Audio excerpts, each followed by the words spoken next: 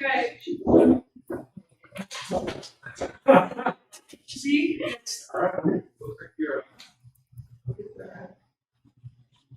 So if I back up a little bit.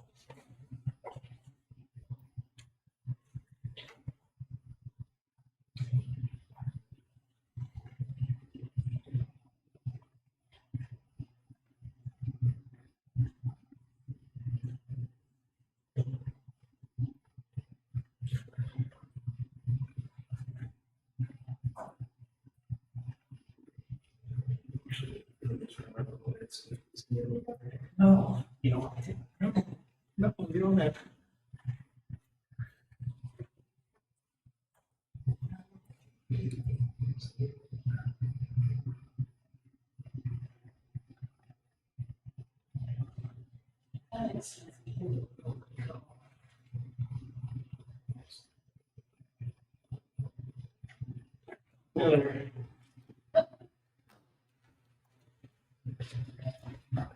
Thanks, Jack.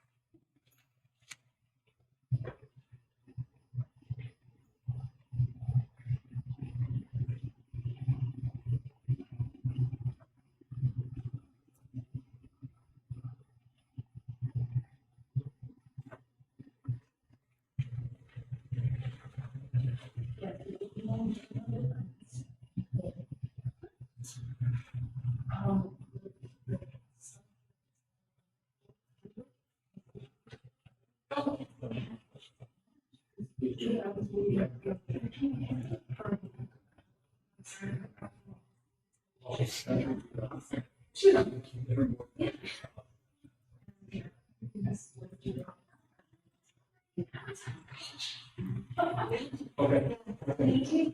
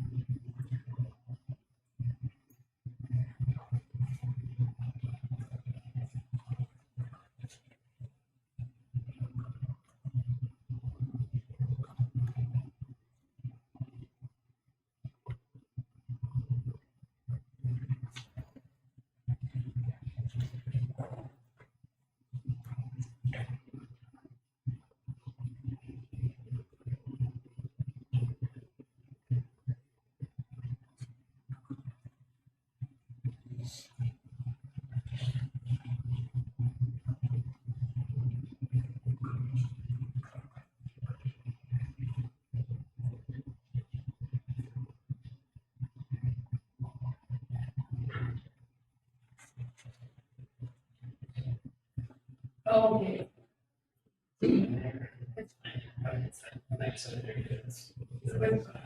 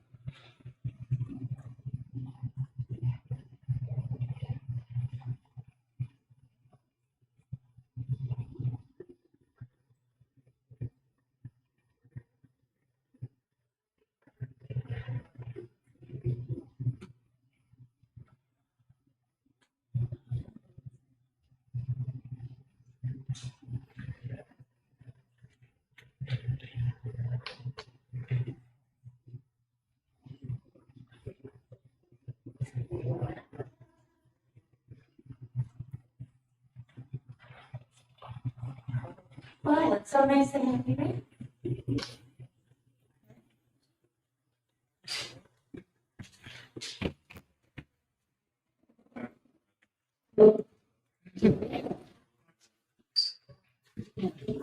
Water.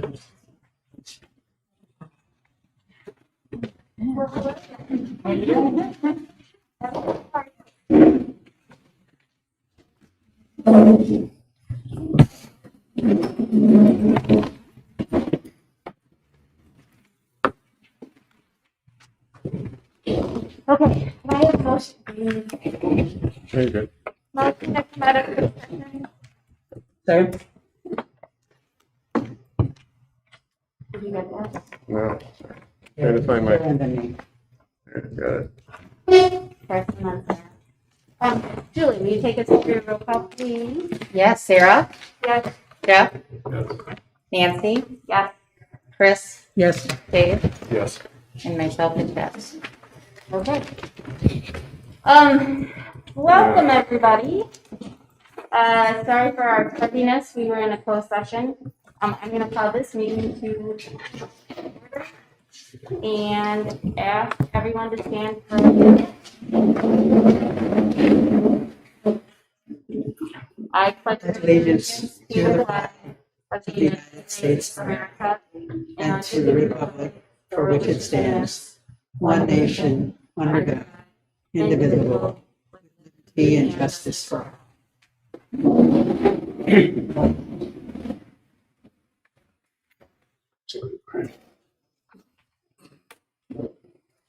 All right, welcome. We're going to start today with our citizen comments. You have 3 minutes. Comments need to be directed towards the board. And they, for this first citizen comments, need to be something that is on our agenda. Do you have anybody who'd like to make citizen comments?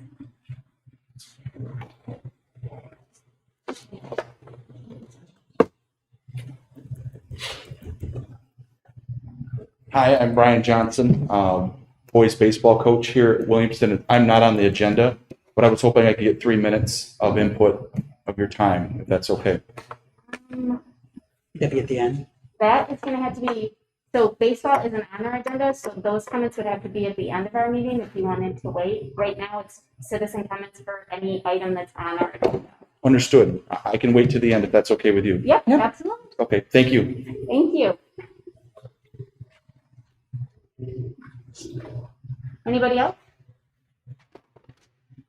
Okay. We're going to move forward on to celebration.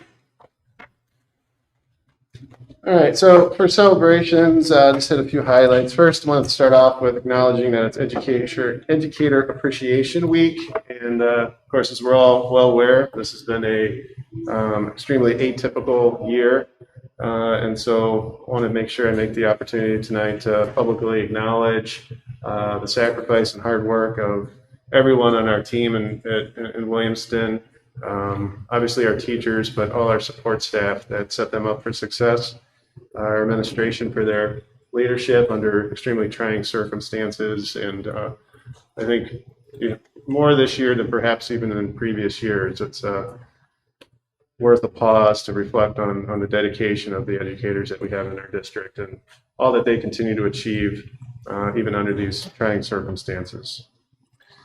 So moving into celebrations, we know that we've had a trying couple weeks with COVID. It's probably been our most challenging since spring break, our most challenging period of the year thus far regarding COVID. But again, going back to the dedication of our team, we have been able to keep our schools open for in-person learning and really appreciate the support of our community, especially our parents, with ensuring that their children are attending school and co-curricular activities when they are healthy, and that allows us, of course, to continue pushing forward. Our middle school quiz bowl team over the weekend, I think I reported out at the last meeting, they qualified for their national event. They were able to do that this past weekend and had a great time and competing at that level. And I'll have a chance to meet up with them virtually tomorrow to congratulate them on their season. We had 2 students, and this story is actually on the website. So Jeff, I don't know. Yeah, there you go. So we had 2 students that were selected as finalists for the Young Playwrights Festival. They submitted an original play, and then being selected for finalists, they actually had stage actors act out their play at the Traverse City Opera House, which is pretty cool, to say the least. So they have professional actors actually performing a production of a work that you created. So congratulations to those 2 students for that pretty significant accomplishment. And then finally, close with our high school for the 3rd straight year in a row was named to the best high schools list by U.S. News and World Report. So congratulations again to the parents, students, and staff involved with that accomplishment. That's an outstanding achievement. So pending your questions, that is celebrations for this evening. Thank you. Any questions? Okay, moving right along. We have a guest presenter who I'm sure is going to sparkle and dazzle us because he's been making the rounds with the news media. Dun, dun, dun, dun. He didn't have to drive very far. He did not. And our superintendent has been making the rounds with the news media. You guys must be the good-looking superintendents that they are. They're in trouble. Please, oh, right here, sorry.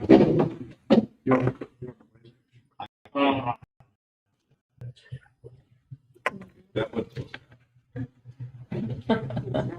Good time right there. Thanks, Jeff. I appreciate the support. Thanks. I can fill some time. No worries. So thank you very much, everybody. Once again, Jason Malama, Superintendent at Hingham ISD. Appreciate the opportunity and the invitation to be able to come out tonight and just have a conversation with respect to our general education budget. At the ISD, we actually have 3 different streams of budgets. We have the special education budget, the career and technical education budget, and the general education budget. And those are by fund designation from the state of Michigan. So the fund that we are going to be discussing tonight is the general education budget. Act 234 of 2004 actually dictates that we have to make sure that we have a presentation or at least the information available to local boards of education prior to May 1st. As such, we ask for an adoption of a resolution either in favor or against the adoption of our budget by June 1st. And then similar to all local districts in the state, ISDs also have a requirement that we have a budget prior to June 30th that our board has adopted. So it's a similar process. This is just an opportunity to make sure that we're in conversation. Many years, the information is here and there aren't a whole lot of questions. Some years, obviously, it's a great opportunity to sit down and just kind of talk about some things that have changed. So this is my 3rd year at the ISD, my 1st year here at Williamston. So it's a great opportunity to be right here, especially as we have recently relocated right here to the area. So when Jeff said they didn't have far to drive, kind of to one of Jeff's neighbors, just down the corner, around the corner from him. So very excited to be moving here to the area. My wife and I and our family are very pleased from what we've learned so far. So thank you very much for the warm welcome to those in Williamston who've been great to us. And without further ado, if everything is ready, Jeff, we can probably kick things off. It is. All right. You got a clicker, right? I do. Let's test it. All right. All right, cool. All right, so as I mentioned, Act 234 of 2004, there are 12 traditional school districts within AMISD. We enter into 7 different counties. There are 9 charter schools, and there are more than 25 non-public schools, typically known as parochial schools, within our ISD.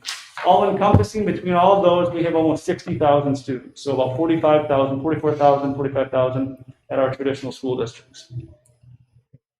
Tonight, as I mentioned, we'll do this in about 10 minutes, but obviously I'll be able to slow down and answer any questions you have along the way, or any questions at the end as well. So please feel free to stop me if there's anything I can help.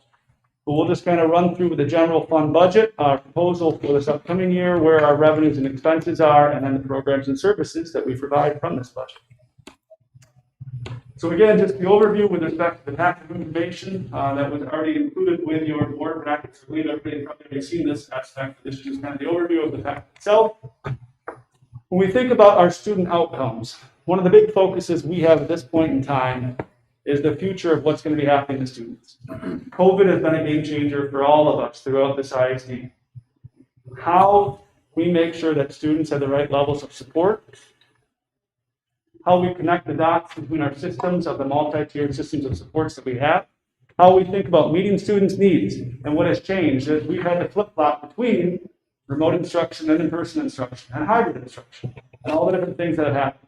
There's been a lot of conversations.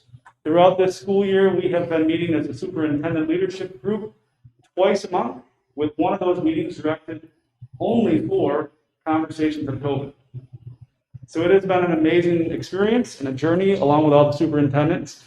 And obviously we continue to be focused on what the future looks like. I don't believe, nor do any of the leaders, that this is going to be a short-term thing.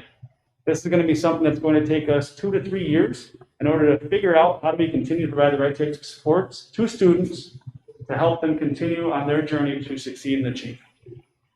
So obviously when we think about our collaboration and how important our MTSS systems are, it's a major focus with respect to our general education budget. With respect to the budget in general, what you'll see overall is there is about a $300,000 fund balance that we are going to be end with from just this year specifically that will add into our fund balance as a whole. Last year at this point in time, we were incredibly conservative. If you go back a year ago, there was tremendous uncertainty through all school districts. What was going to happen to the budget? As I referenced earlier, we have to make this budget available to you prior to May 1st.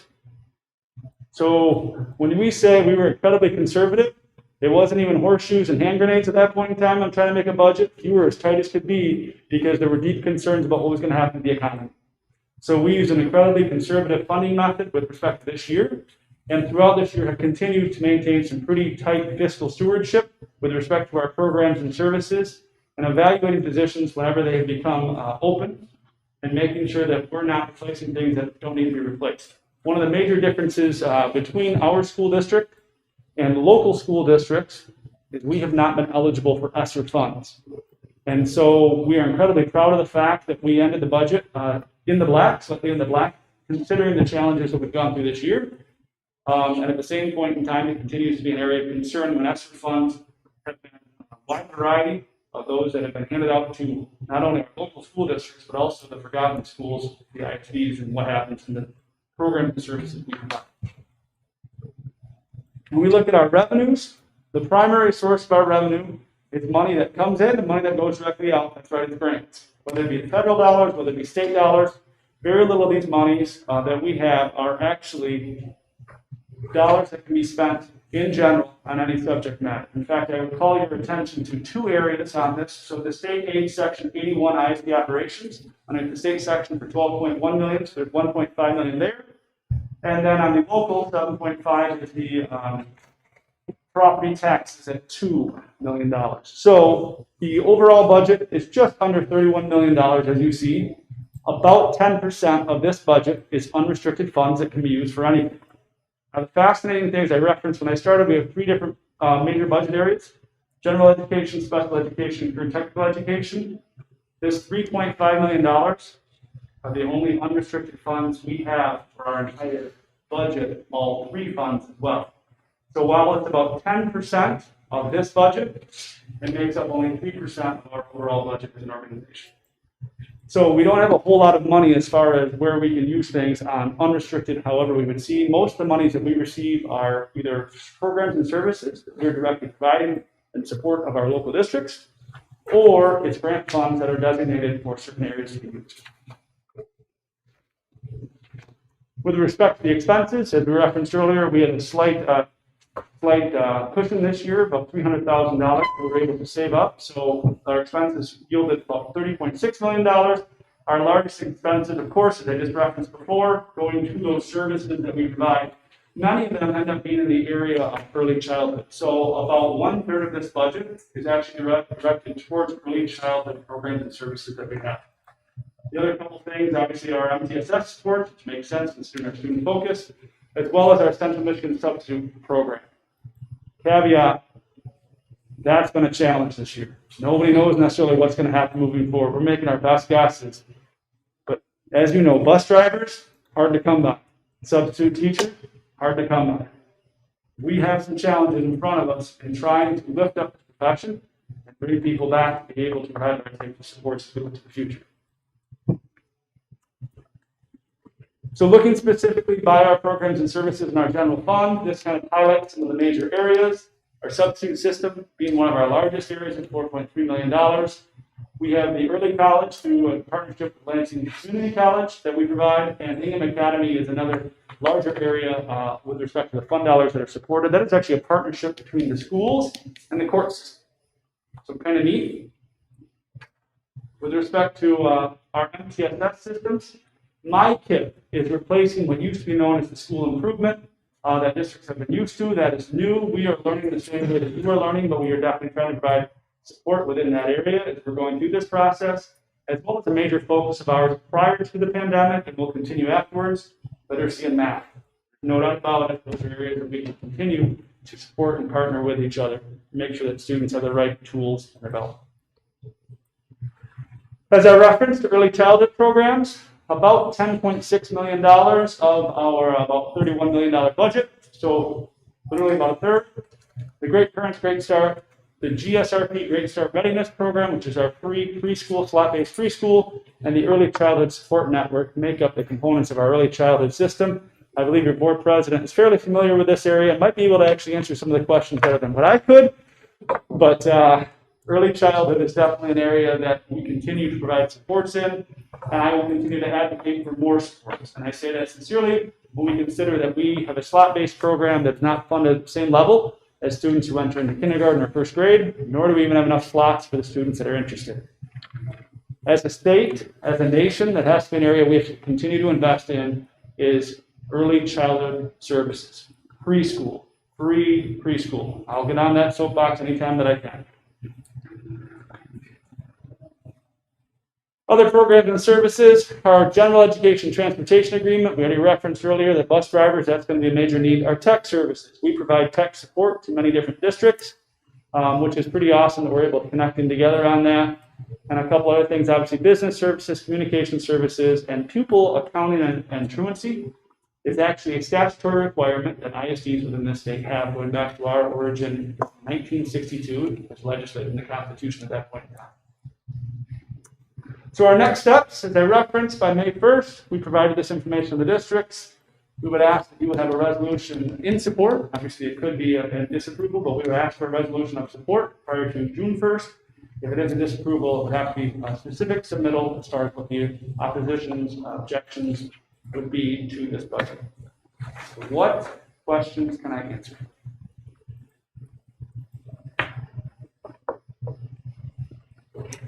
I just had a question in reference to the substitute. Yes, ma'am. So is the major concern, I mean, I know that we have a lack, but is it the dollar amount? If the dollar amount increased, would we fill up some of that gap of the lack of substitute, or is it just literally just a lack of people for the amount of spaces you need? So going into the pandemic, we did not have enough substitutes to fill the needs every day within our activity. During the pandemic, we had many of the people who were considered regular subs who said, I can't plan on anything anymore, I'm going to find something else. And so our pool has dropped even further. While I think it's possible to entice people back with additional funds, I don't think it's necessarily additional funds are going to equate to the pool at once. I don't think it's just that simple. I think the challenges, so let me present this. If you were a substitute teacher and you're planning to come into a classroom next week, and the classroom was virtual, how are you going to handle it? Okay. Yeah. So the uncertainty, the challenges of what's happening inside classrooms and managing both aspects continue to be an area that we hear as to why people aren't necessarily convinced they want to back this up. There's still too much uncertainty. And it's hard to be able to manage it. It's hard for our teachers that are every day. So imagine having to substitute in the middle of it. Right. Okay. So substitutes are going to be it's going to be a challenging area. We don't have another way around it. And that's something that isn't just here, that is throughout the state of Michigan right now. You're seeing those huge challenges. Right. Thank you. Yeah, good question. Any other questions? Mr. West, did I miss anything? Except for now he's got to figure out how to get that for He's us. on our ISOA board, so I love the fact that he's there, so he'll also, we will be discussing this Wednesday morning at our board meeting. You want me to do it for you, right? Oh, yeah, that'd be awesome. You've heard this enough times over the years. I'll tune in for that.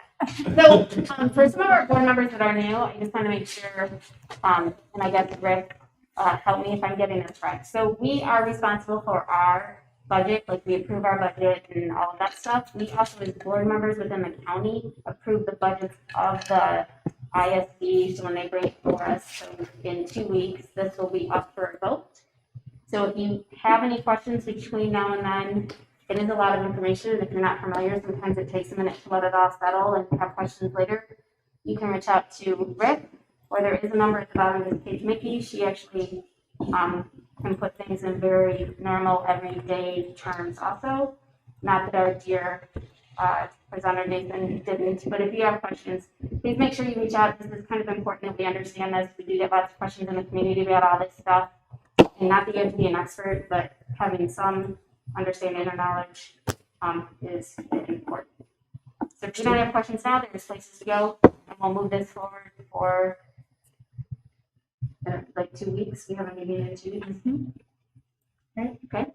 Thank you. Thank you very much. I also wanted to say, for the board, and I'm probably slightly out of order here, but Jason's leadership at the county level has just been phenomenal. Even before COVID hit, I mean, he's gotten some things done at the ISD that he just made things happen, which is awesome.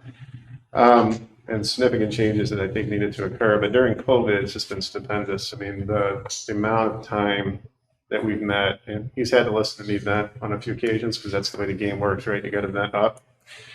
And his leadership's just been incredible. So, you know, I just want to make sure you're not here that much. So even though you live in Williamston now, which is awesome, I just want to make sure I noted that his leadership's just been phenomenal.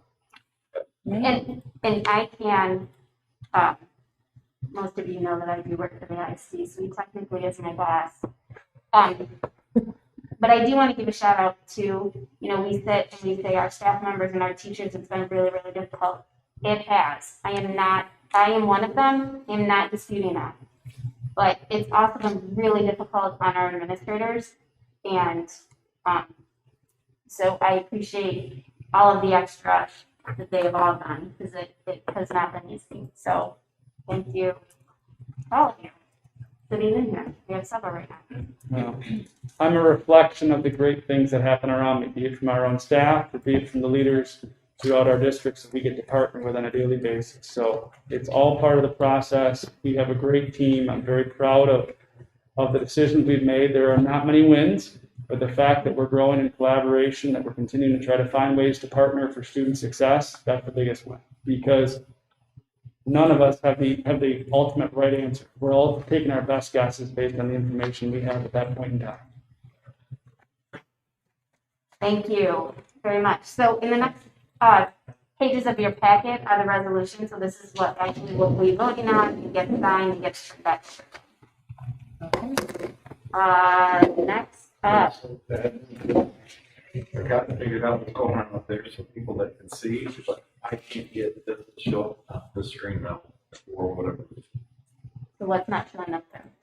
Like what's The not? board book is not showing up here. Oh, Ever since we went with PowerPoint. So I can control what's out there, Oh, the overflow screen. yeah. overflow, and which means it's on the internet. Control. I can't get it to minimize, I guess. All right, we're gonna don't look at.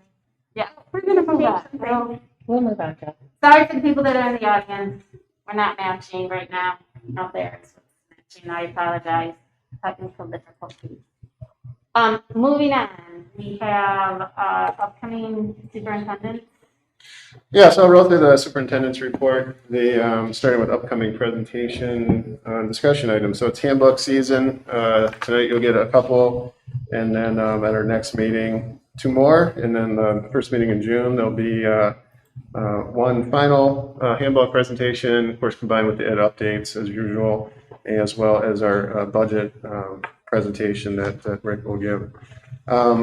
In addition to handbooks from the secondary buildings at the 17 May meeting, we're also going to get we're going to listen to 2 course proposals for 2 new courses that are being proposed for next year, and 1 curriculum purchase proposal, and Dr. Cook will present those. So that's what's coming up the next couple meetings.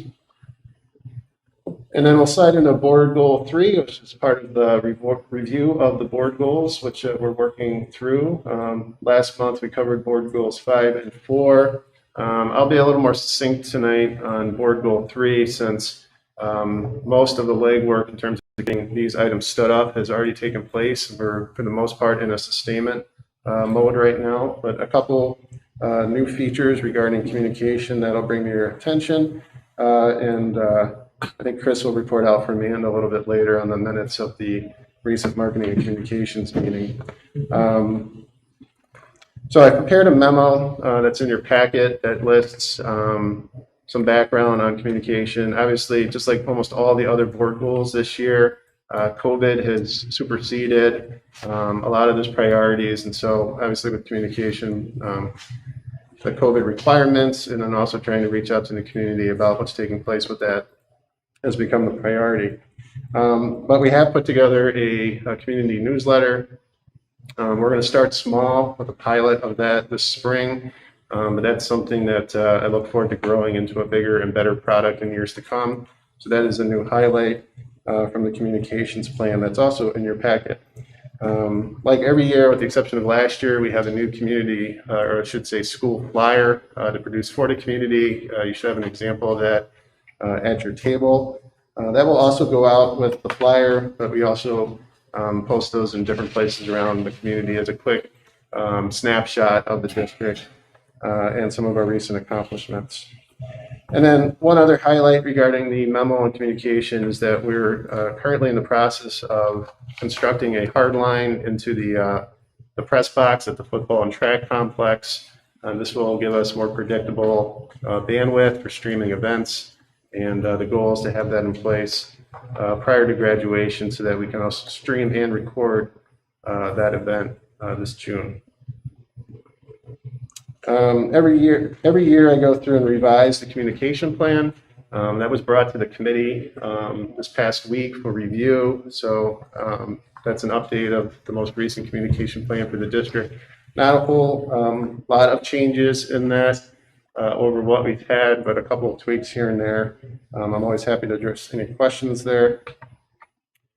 And I guess I'll pause and do that now before I move on to the next item. So as far as communication, without stealing the thunder of the committee report later on, are there any questions that I can address regarding Board Goal 3?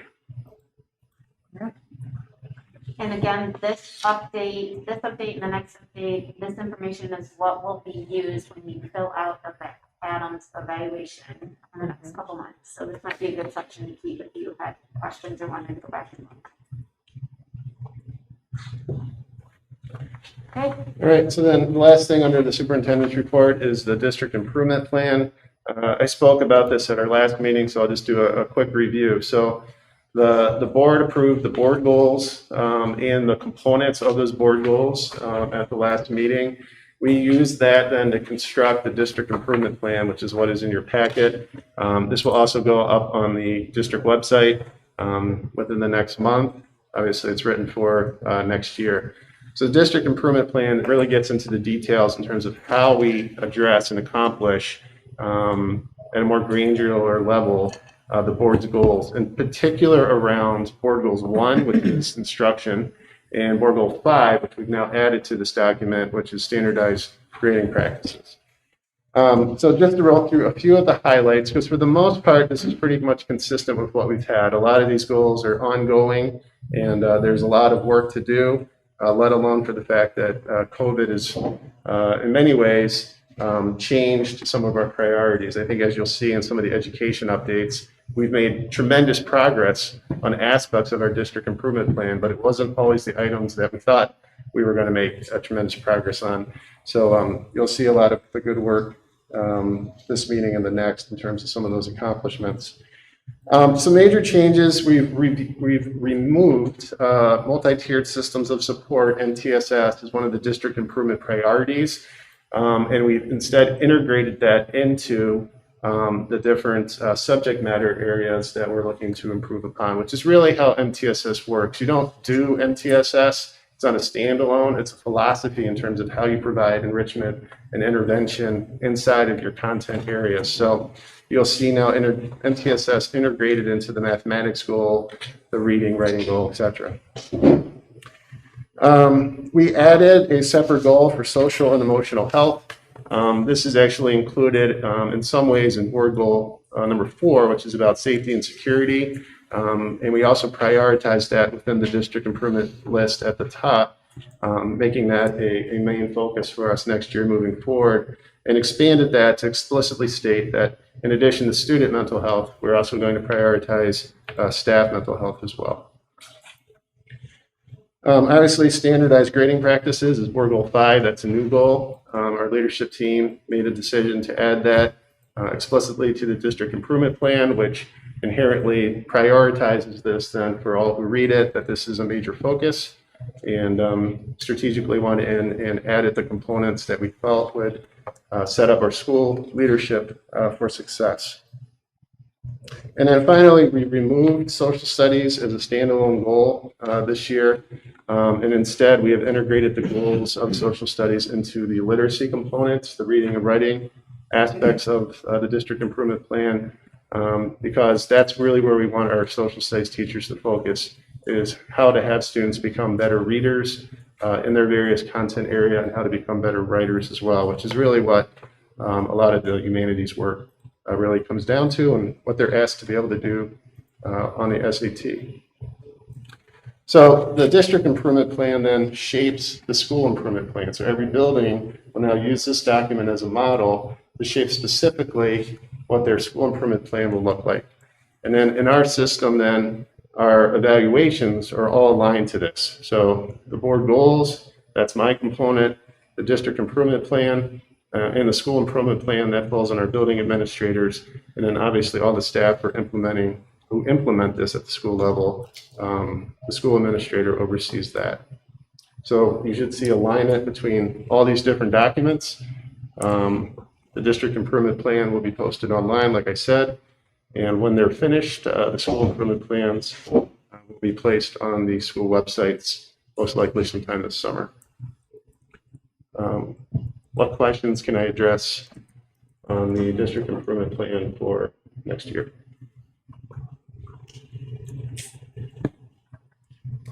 Anybody? Okay. Daryl, thank you. Again, you can contact Adam at any point, if you have questions about this, and then we'll start moving forward with this evaluation. Board committee report. Chris? So we had a Finance and Facilities Committee meeting on April 27th. Went through quite a bit. It was kind of the Rick show at our meeting. He had a lot of presentations for us. But we talked about our ESSER 1, 2, and 3 funding to date, and got a little bit of an update on how we received those funds, but how they've been spent. We talked about the school bond loan fund, and that's going to be, we're actually going to be talking about that again today. That is pushed forward to the agenda. We talked about the potential benefits and district refinancing with its school bond loan fund. And we'll be talking a little bit more about that soon. Our work truck, we did talk a little bit about this. It had been brought up at a previous meeting, but no action had been taken. We have 2 trucks right now that are kind of on their last legs, and we're going to be talking about that as well today, because we do need to purchase or replace those trucks to support the district. We talked about summer school and some conversations that we've been having, or Dr. Spina had been having, about having summer school and the progress that had or had not been made in that regard. And then we also took a look at the property at 502 Highland and looked at the lease agreement that is currently in place, and talked about some things about what we may want to have in place for the future as well. Are there any questions for Chris or Rick or Adam? Some of this stuff is going to come up in discussion items. Yeah. So then, if you have questions, I guess I would hold them. Communication. Chris, you're going to do That's that. me again. And I'm actually going to shut the door, so I'm sure about the feedback. Okay. Shut it. Yeah, it's coming from our meeting. Well, I'm just worried Yeah. that it's going to door things here. Okay. The Communication and Marketing Committee is chaired by Amanda, but she was not able to be here, so she asked me to report out. That was on April 28th. At that meeting, we did look over the communication plan that Dr. Spina was talking about. We did take a look at that and had him move that forward to this meeting. And Dr. Spina just has done a remarkable job on being able to keep our district moving and really staying on top of the communication issues within the district, as well as staying on top of being able to be at the forefront of trying to get information out there on a timely basis. We did get a preview of the community newsletter. It looks great. We're excited about that moving forward. We did talk about social media and some ways in which we may be able to start sharing some things on social media, sharing some of the good news of the district in different ways. And Dr. Spina was going to look into that a little bit further. A proposal had come to the committee to take a look at. There's a group in the community that's looking at the possibility of putting up a electronic billboard or sign and a potential collaboration in the future to be able to offer the district an ability to share things that are happening within the district. The sign potentially would be at McCormick Park and right at Williamston Road, right out front where the restrooms are, is kind of where they're suggesting that it would be. No, there's no movement on this at this point, but basically they're interested in working with the district. But there's some other questions that have to be answered first about other groups that would be involved and before it would come back to the board, if it came back to the board in that regard. And then finally was looking at indicators of success and trying to identify what we wanted to look at as a committee to be able to identify success metrics in the future. Any questions? I just have one. So in the electronic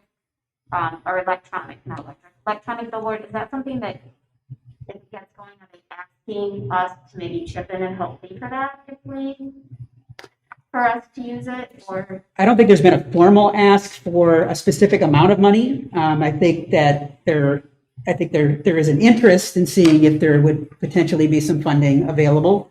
But if I'm speaking out of turn, but I don't believe that any formal amount has been asked of the district at this point. There's nothing formal. They're just trying to look and see what local organizations might be interested in going in on that collaborative idea. So there's a lot of details yet to work out. I can say that since we've had a marketing and communication committee, our modes of communicating have just increased greatly. So I appreciate that. I think that's really helped in a positive thing for our district. So thank you. Moving on to discussion items. Our elementary handbook. I'm going to turn it over to Cassie and she has something to say before Cassie and Ellie take over. No, they got it. All right. Come on down. We'll talk about handbook updates first, is that correct? You can do whatever you want. If you prefer to do the improvement plan and then handbook or handbook. We'd like to just get handbook out of the way. We love your handbook. Yes, thank you. So, really with the handbooks, no, I don't think real significant changes. What we did find is that many of the changes were actually informed by some of the things we put into place this year out of necessity that in many cases ended up being very beneficial and really worth moving forward. So things that have to do with, for example, how we're managing arrival and dismissal and having more flexibility and some broader options for how we engage families during conferences and some things that were not originally in the handbook, such as Title IX policy was not explicitly stated there, needed to be added and so forth. So what we tried to do is in the memo that we provided, just give a quick summary of any of the changes, what the changes were and what the reasons for those were. And we welcome any questions that you might have about any of them. Do you have any questions about any of the changes or add-ons? All right. If I can jump in real quick. Yeah. The drop-off process that Kelly Katz came out with for the morning at the elementary campus has just been a game changer, and that's one of those things with COVID that we're going to let to keep, and it's just remarkably better. Afternoon, still working on that one, but with morning, much better. So can you just summarize 30 seconds, a minute of what that morning process, like what you changed and what you're doing? So one of the things that we did was tweak the timing of things a bit so that there's a 10-minute window of time before buses arrive where we are allowing the bus loop to be used as a drop-off for 3rd through 5th grade. The idea being that if you've got a vehicle that only has 3rd or 4th or 5th graders in it, they are able to kind of get themselves out of the car. So we've got adult supervision certainly outside, but there's not sort of that car side service that the young ones really need. And we're moving a significant number of cars through that loop in 10 minutes, which is freeing things up a bit in the traditional loop. And then the other nice thing is those students are then entering the building before our bus students even depart the buses. So we've got more of a kind of slow and steady staggered arrival, and it's been much calmer. And I think for the parents that have been able to take advantage of that quick drop, that's been a real positive as well too. Nice, thank you. I really appreciate how you presented this handbook. It was very easy for me to look and say, oh, go to page 6, go to page 7, see what's done, and then having to go through the whole thing and see it. Like, it's been done numerous ways. This was incredibly easy, and took a lot less time, so I very much appreciate how you laid that. Great, we'll carry that forward. Thank you for the feedback. Do you have any other questions, concerns, comments, anything? No, I think Okay. it was easy. Sure. All right.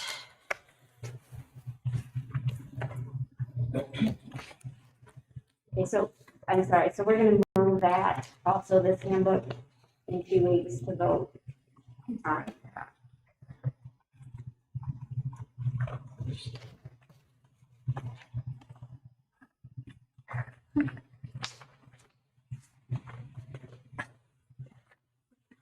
Okay.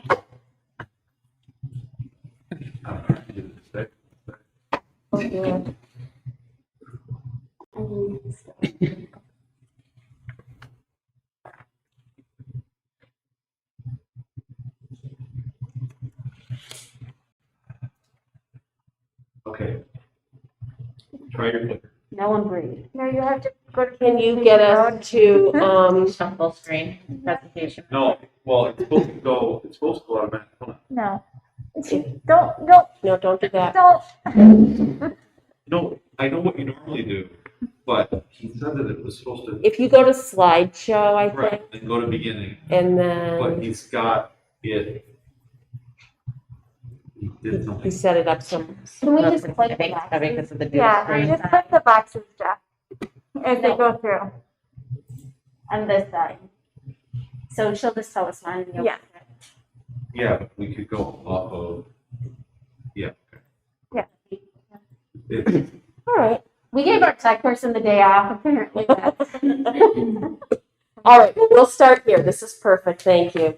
So, like so many other things in the past 12 to 14 months, nothing about the school improvement update is traditional. Typically, we would sort of pick a focus. We pick something from our school improvement plan that we really wanted to highlight for you. But what we'd like to do this year is we would like to just kind of focus on a variety of things and how in spite of all of the challenges that we've encountered, there still have been some silver linings. And Cassie and I really liked this quote, sometimes when things are falling apart, they may actually be falling into place, because many of our silver linings this year were actually new learning, new aha moments and realizations about things. And those things have really guided the work that's going on in the buildings right now, and it certainly will guide where we go next. So first I want to talk about technology and instruction in both our remote and in-person classrooms. Over the past few years, the district has had an increasing focus on the use of technology in the classroom, and the district has done that in a variety of different ways. One way being that both of our elementary buildings now have a technology coach. And we found that through this year, we have been forced to adapt to those new things we've been learning on a very, very quickly. And so, although we've been using Google Classroom, Ed Explorer, and Seesaw Discovery for some time, this year we really became experts in that area. In general, our comfort level as a staff, myself included, with technology has increased. We're incorporating new learning tools every day, both to our remote classrooms and our in-person classrooms. Things such as Jamboard, Kahoot, and Boom cards are something that we're seeing almost every day in our classrooms. We're using technology to integrate feedback for our learners, and often using this technology piece allows for us to provide that feedback in a more timely manner. We have expanded our learning opportunities for students who are not with us at school, and we have always had an online resource for our reading and math curriculum. And this year, at the start of the year when we were remote, and then as we've transitioned, we've really found that we've utilized these online resources in a very beneficial and in-depth way that we weren't using in the past. So those have been some of the technology silver linings. Certainly, there have been so many restrictions on what we're able to do and what experiences we're able to have for students during this time. And what that really, one of the silver linings that came out of that is teachers starting to investigate new ways to bring experts and experiences into the classroom. And this is really something that started to happen much more broadly. So people who are available to interact with and support our learners, whether they're from here in the community, from across the state, other states, even other parts of the world.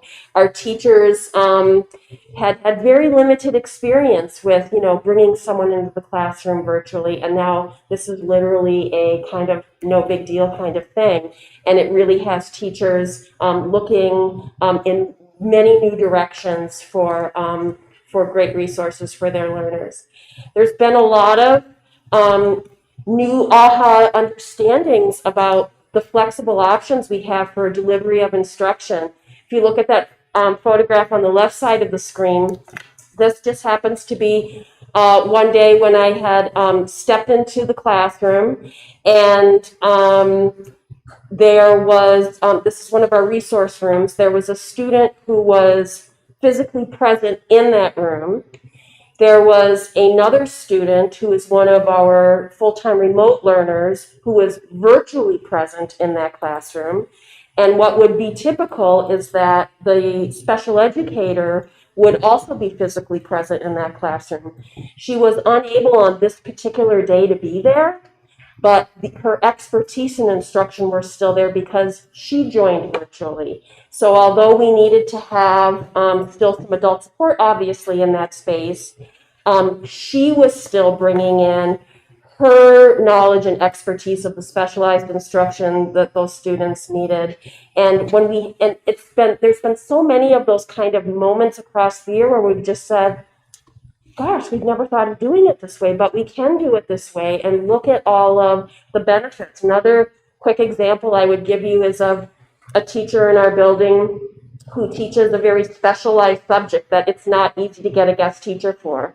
And oftentimes, if a teacher who teaches something very specialized needs to be away, it's kind of like there's other work for the students to do that day. And this teacher has a need to be out for a series of several days in a row. What she's done is, because she's grown so much and she's learned so much about the developing of quality synchronous and asynchronous lessons, she has created a whole series of lessons that the guest teacher who's stepping into that space is really going to be presenting them digitally. The teacher has pre-prepared them, and so for those days that she needs to be out, none of that specialized instruction is being lost. Another thing that was, again, a challenge is that we are buildings that very much like to implement that TLT, Teachers Learning Together model. And that has been a challenge under these pandemic circumstances. But what our teachers also were doing at the elementary level right from the start of the year, as in grade level teams and even our ARC teams, collaborating on the development of lessons.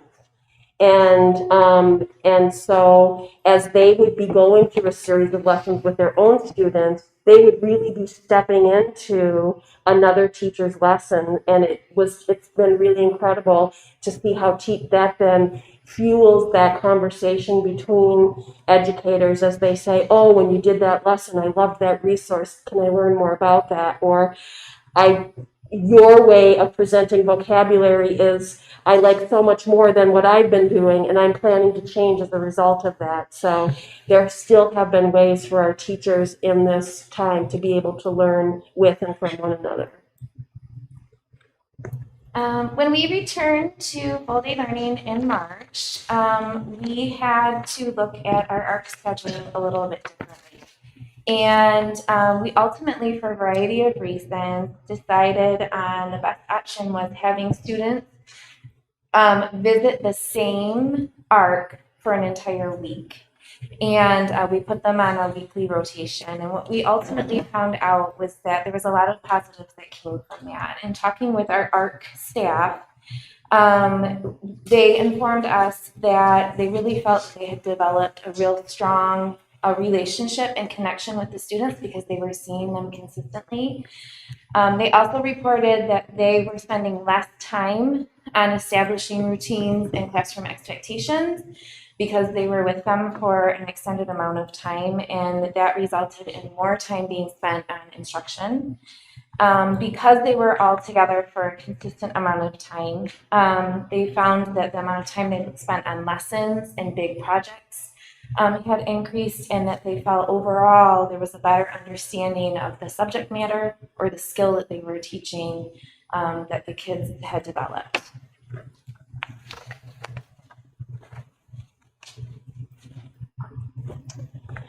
So kind of building on what Cassie was talking about, many of our teachers found that it really allowed them to more seamlessly delve into some project-based learning. In the past, there might be a project that a teacher wanted to do. I'll use Angie Herrick, an art, as an example. She starts it 1 week, and then everything's gathered up and stored, and 6 days later, you come back and you tried to get into the second day of that, and another 6 days later, and so on and so on.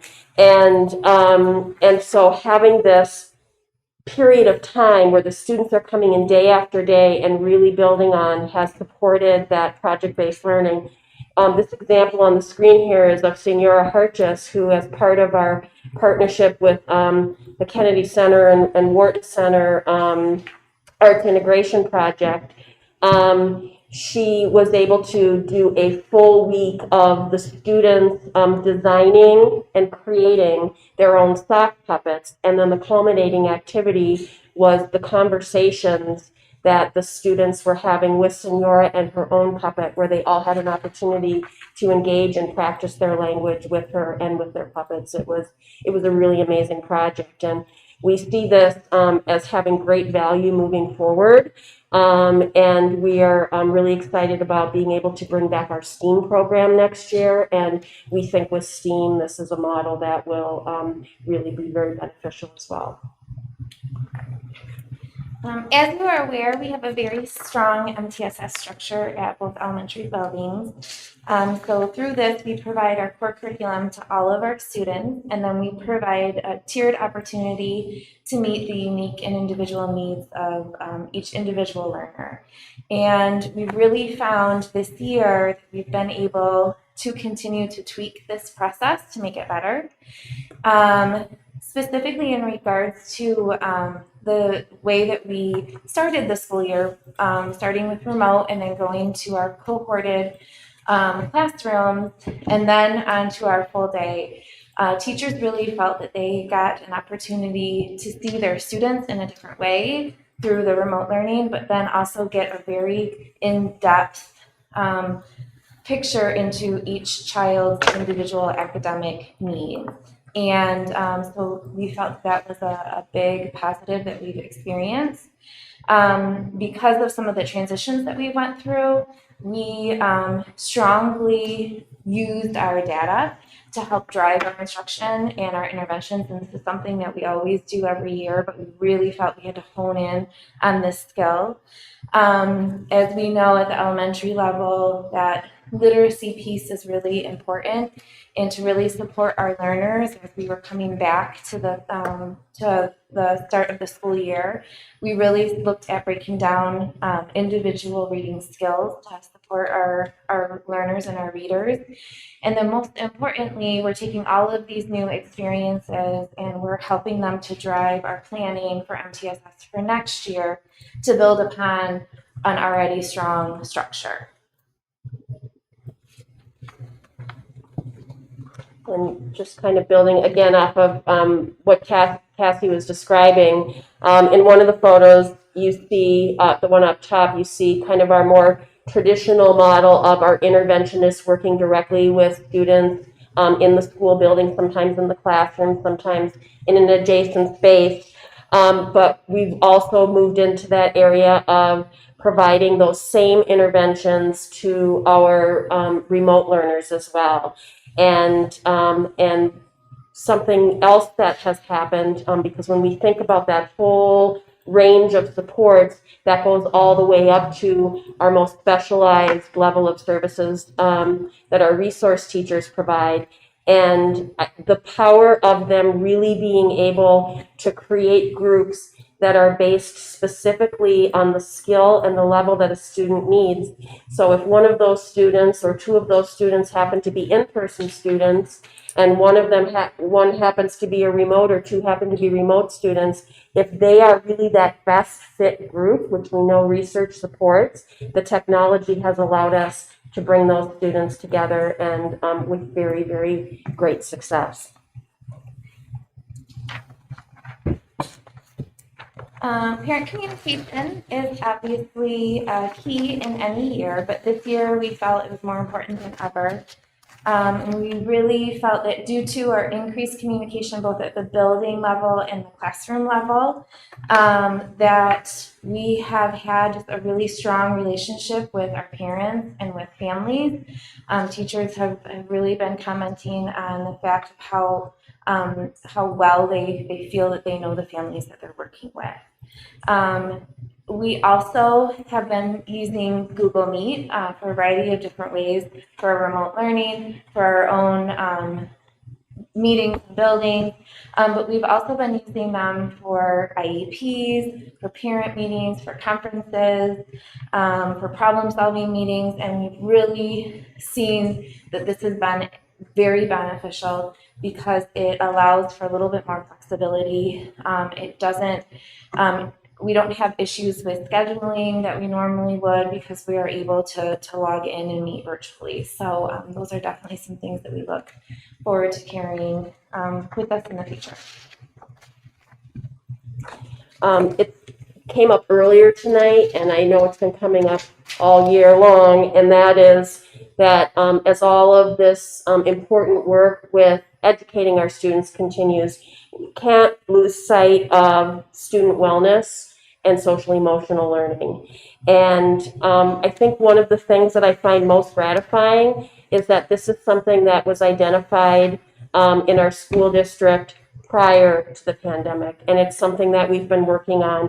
We've had speakers come in and meet with our staff. We've had professional learning sessions. We've had book studies, and already there was some really great learning and growth that all of us, all members of our team have made in terms of really understanding the social emotional needs of learners, really understanding the importance of prioritizing wellness and not leaving that out of the planning that we're doing. But what ended up happening, again, a silver lining from a lot of challenge, is really requiring all of us to put that learning into effect in a much greater way than we ever had before. And so we're so grateful that this learning had previously started, but also that we are armed with it and that we're utilizing it. And people are really even more so than ever before understanding how important it is and how this needs to continue to be an area that we should focus on. And I really appreciated what Adam said earlier when he was talking about our district focus and the idea that this needs to not only be a focus on the wellness of our learners, but of our teachers and of our staff as well. So obviously this year has presented many challenges, and we've shared with you some of the silver linings that we've experienced. Our goal is to take these new things and these new experiences and take them with us into next year. So next steps are to continue to build upon the great gains that we've made in utilizing technology and integrating it into the classroom. We will continue to plan and revise the ARC schedule. We will continue to refine our MTSS process and continue to build upon that, as well as provide flexible options for engaging parents. And lastly, we look to expand our learning and implementation of best practices for not only our students, but our staff as well in the area of wellness and social emotional learning. So we really tried to highlight some silver linings, and I want to say that Cassie and I feel with the greatest of sincerity that the greatest silver lining of all are our teachers and our staff. They're the ones that really bring this silver lining every day. They're student focused. They are student first oriented.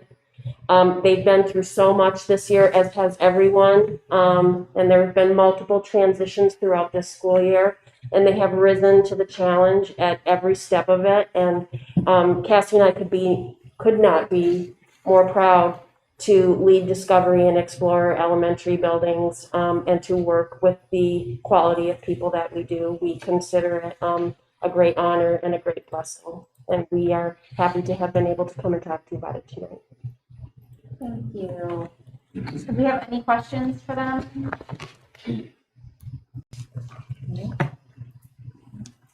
Well, you know where they are. We do. Thank you very much. That was very nice. Thank you. Thank you. There have been many challenges, so I appreciate both of you. Okay. Do you want to, Adam, do you want anything to add? Or are you good? No, I think they said it all. It was great. They did. Nice job. And I also would like to say it's nice. I mean, we know that reading the math and all the academics are super important. So and we know those are happening. So it was a really nice presentation to kind of get off the rails just a little bit and see what else is going on and hear what else is going on. Or at least I appreciate that. I guess I don't know, they might not like that, but I do. So I appreciate it very much. Now we have a guest, Wendy. Am I going to say your last name correct? Broca. Broca.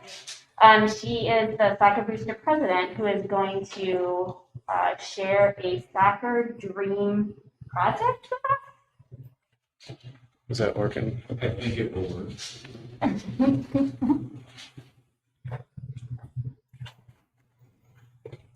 And Kevin Cobb's here too. And I'm sorry, Kevin Cobb. And Kevin Cobb. You're not my you. What we do today. You want to test it? Sure. There we go. Hey, you didn't break it. Hey, I'm Wendy Broca. I am the president of the Williamston Soccer Boosters. I have Kevin Cobb. He is the vice president. Tonight, we would like to talk about the Soccer Dream Project.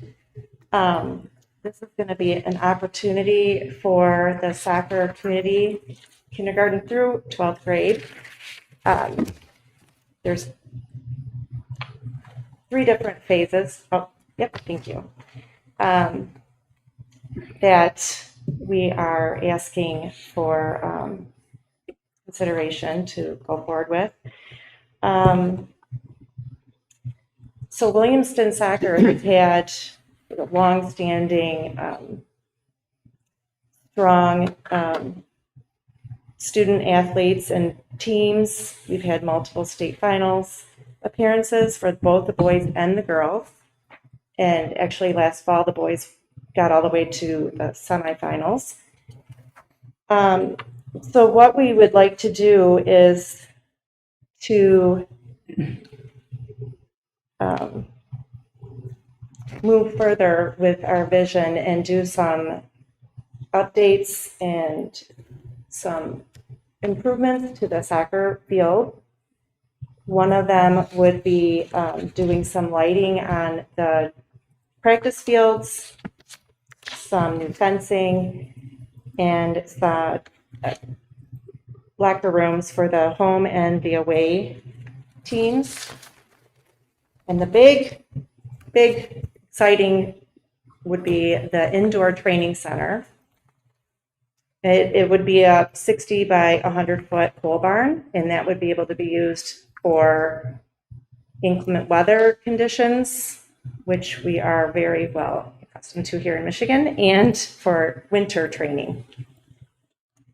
That would be part of phase one, and also would be to replace the rope fence around the field with black metal fencing.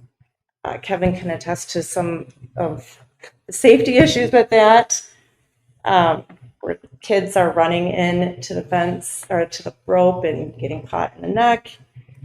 The second phase would be to build 2 team rooms for both the home and away teams.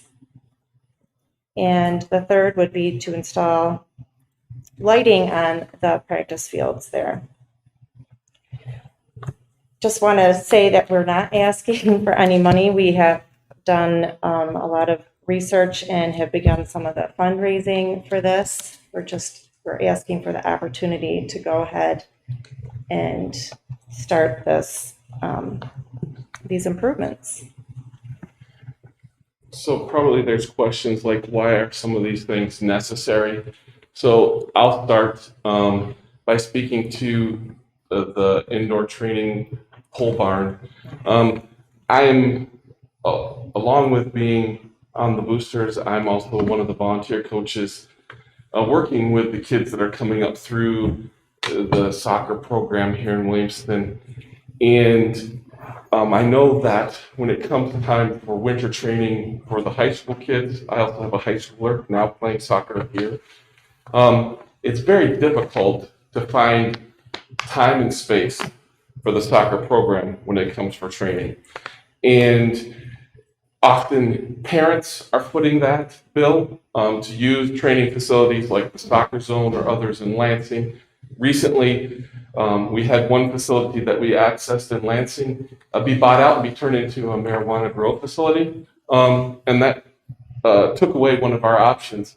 If we were to go to soccer zone, that cost us $100 an hour per team to come in and train. And you can't always build that into you could maybe build that into a booster's budget when you're talking high school, but if you wanted to bring your youth team in for training, you're then going back to parents. Coaches are even footing that bill, and depending on how many times they go out there, that can be quite pricey.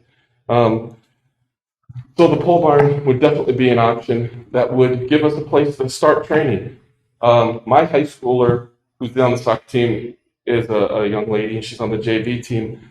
And I know that as they were preparing for this season, they were looking to find some time in the gymnasium here in Williamston. And our gym spaces are premium. Every team needs it, right? You know, basketball, softball, baseball. There's only so many times and places you can get in. Having a spot where they could go and actually train on some turf would be so beneficial to them compared to running on a gym floor, potentially doing some damage to the walls of a gym with a soccer ball. So having a facility that's there would be an awesome option for them. And today, when it's raining and it's not necessarily safe to be running or damaging your field with your cleats, taking it inside would be an awesome option for the boys and the girls to have. Also, talking about the fence, I don't know how many of you have been out there to the soccer complex, but around the main game field is basically 2x4 posts that have been driven into the ground with a rope fence that is perfect neck level for a young person about the age of 3 to 4 years old. And I will attest to that because I have a 3-year-old who tested that several years ago. That was the first attempt. The second attempt, she actually entered the varsity soccer game while the game was going. We also have people bringing different cars, recreational vehicles out onto that main field. So having a better fencing system that could help us preserve the field would be a great, is something that's very necessary. It's also a safety issue for players as they're coming off. They slide into that rope. That rope can cause rope burns and damage if they hit that. We've ran into some inclement weather when we've been out there, and the current game plan that the referees have for us is run for the buses. I've had 8th grade girls out on the third field, which is the furthest from the parking lot, when there was lightning that felt like it struck right near us, and the referees basically yelled, run for your parents' cars. This was on a Sunday when it was an 8th grade team. If we had an option of locker rooms or something that could be accessed in inclement weather, that would be a great option. Right now, we have a visiting team that comes. They sit there while our team goes into what we use as the team room right now. We have nothing for visiting teams to get in out of a rain delay or anything like that. So it's a great option to have locker rooms that we can offer. So there was a tournament, was it this 2 weekends ago, and we volunteered and were working there. And as the teams were coming in to this tournament, the repeated story we kept hearing from the families who were coming in is, this place is beautiful. Wow, they've really taken care of this. And that is nothing but a testament to our community. I was trying to figure this out, but I do know in the youth program, we have around 200 kids that are in the youth soccer program, K through 8th grade. When you go into high school, you're talking around 60-some kids who are involved. Right now in the boys, seniors, Steve was telling me today, there's 4 families that chose specifically to come to Williamston and bring their boys to play soccer in Williamston. And they toured around, and that complex on a drive-through was one of the things that they saw even before they saw anything else. In our youth program, we have kids from other districts who come and train with our program, and there's an opportunity there for kids who might want to stay and be a part of our program. We're not asking for any money. We're just asking for a blessing to move forward and continue to grow a program. On our crest, you see 1989. I was on that first team in 1989 here in Williamston, and it has come a long way. And this is an awesome opportunity for the soccer program to continue to advance, continue to improve. We've come from playing out where those baseball, softball fields are in the elementary school to this amazing stadium back here. And this is an awesome opportunity for us to continue to grow, continue to expand, and continue to provide something that we can be known for, along with our excellent teachers, education, and other opportunities that we provide. Yep.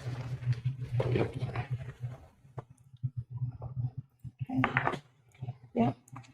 So the next slide just goes through the timeline and what exactly, how it would be built. We are hoping to get this started this summer, and so that we can have that structure built come fall and for the next winter. We have you want to go ahead? We have goes through that. We have we do have current funds available to get this project started, and also we have corporate sponsorship. We have Pave the Way Brick fundraiser, and some other fundraising projects underway, ready to go for when we get the green light on this. So again, we're just asking for the opportunity to go ahead and make these improvements, make the field safer, and give these kids more opportunities to train and keep on improving and be the best that they can be. I'm sure there's questions. Yep. Before we move on to questions, Adam, is there anything you want to let us know about this? Would you rather have a second question? That's a good question. I can tell you that as a parent of a 4-year-old who has both started the gator and stole the pylon in the end zone during a football game, I feel your pain. I guess my part, at least initially, and I guess I can jump in pending your questions, but, I always want to start by just saying thank you. I mean, for soccer boosters and all our boosters, I know that you don't have to do this. I mean, this is something you do because you're passionate about supporting our community and our kids that live here in Williamston. So, I mean, first and foremost, like we discussed back, I think in December was the last time maybe we met. So thank you for doing this, and sorry we're running a little behind tonight as well. I guess I'll pause because I kind of want to see where your questions go, but I can answer specific things, I guess, from the administrative end on this, if so required. So I will open it up to questions. Anybody have any? Well, one question that I have, and I'm just going to throw it back over to Adam, because I know that you've had some conversations with the boosters about this project, and I know that you said Brandon has been part of those conversations too. As a district, how do you feel about these additions? Are there any concerns from a district level at this point? So, this is one where I punt to our facilities director, Brandon Weingartz, who's extremely knowledgeable, and obviously Paige Paulson, our athletic director, has been involved as well. So as it stands this evening, I can say that the administrative side of the house is fully on board with all the aspects of this, with the exception of the indoor training facility. It's not like a no in that we're saying it can never happen, but I think given the current estimate and some of the concerns we have regarding upkeep, and in particular the feasibility of its use in the winter, given its location and the challenges with clearing that space to make it available during certain types of weather, obviously snow being the most prevalent. There's also some liability concerns about the lack of running water and heat.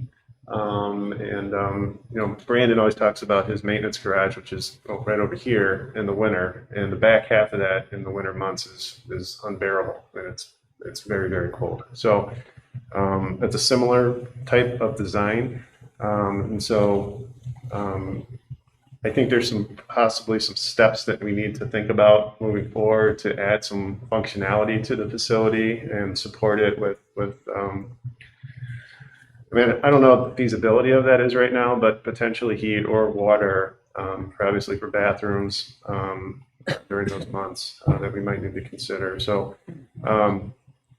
at this point, I don't think we can give a recommendation to that aspect. I think it just requires future inquiry and discussion. However, the rest of it, the whole concept is awesome, but the rest of it, I think, is there's no obstacles, and I think it would. Well, I don't know. I don't want to reserve my opinion because you just decide. But I mean, but there's no obstacles. There's nothing that prevents this from happening, and on our side of the house as far as facilities and athletics go. So. Can I ask a question of them?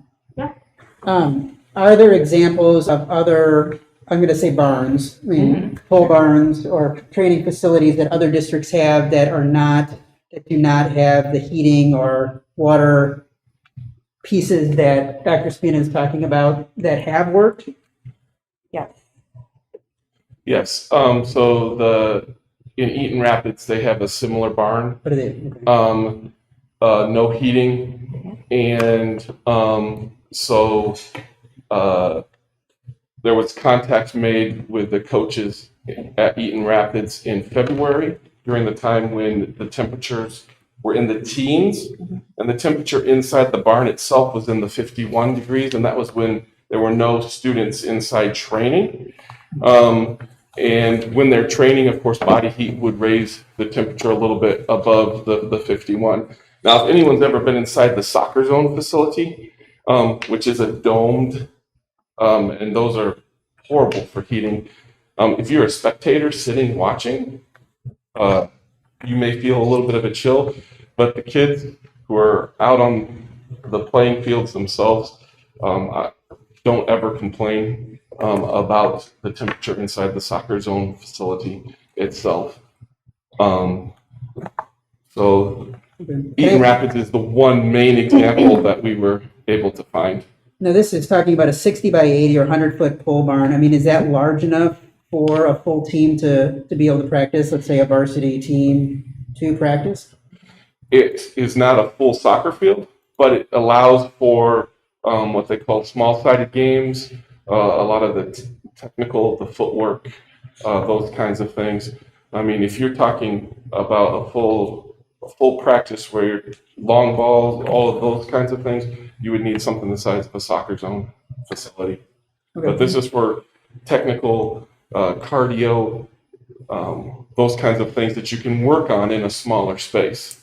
Get your foot on the ball. Yeah, because a lot of the kids, I mean, if you notice, I'm speaking as a coach, so they come out of basketball, they come out of other winter sports, and then they're going into soccer. And you are retraining your muscles, you're retraining your brain to go from your eye-hand coordination to your eye-foot. You also may have been in great shape for basketball season, but soccer is a totally different kind of running, totally different kind of muscle group.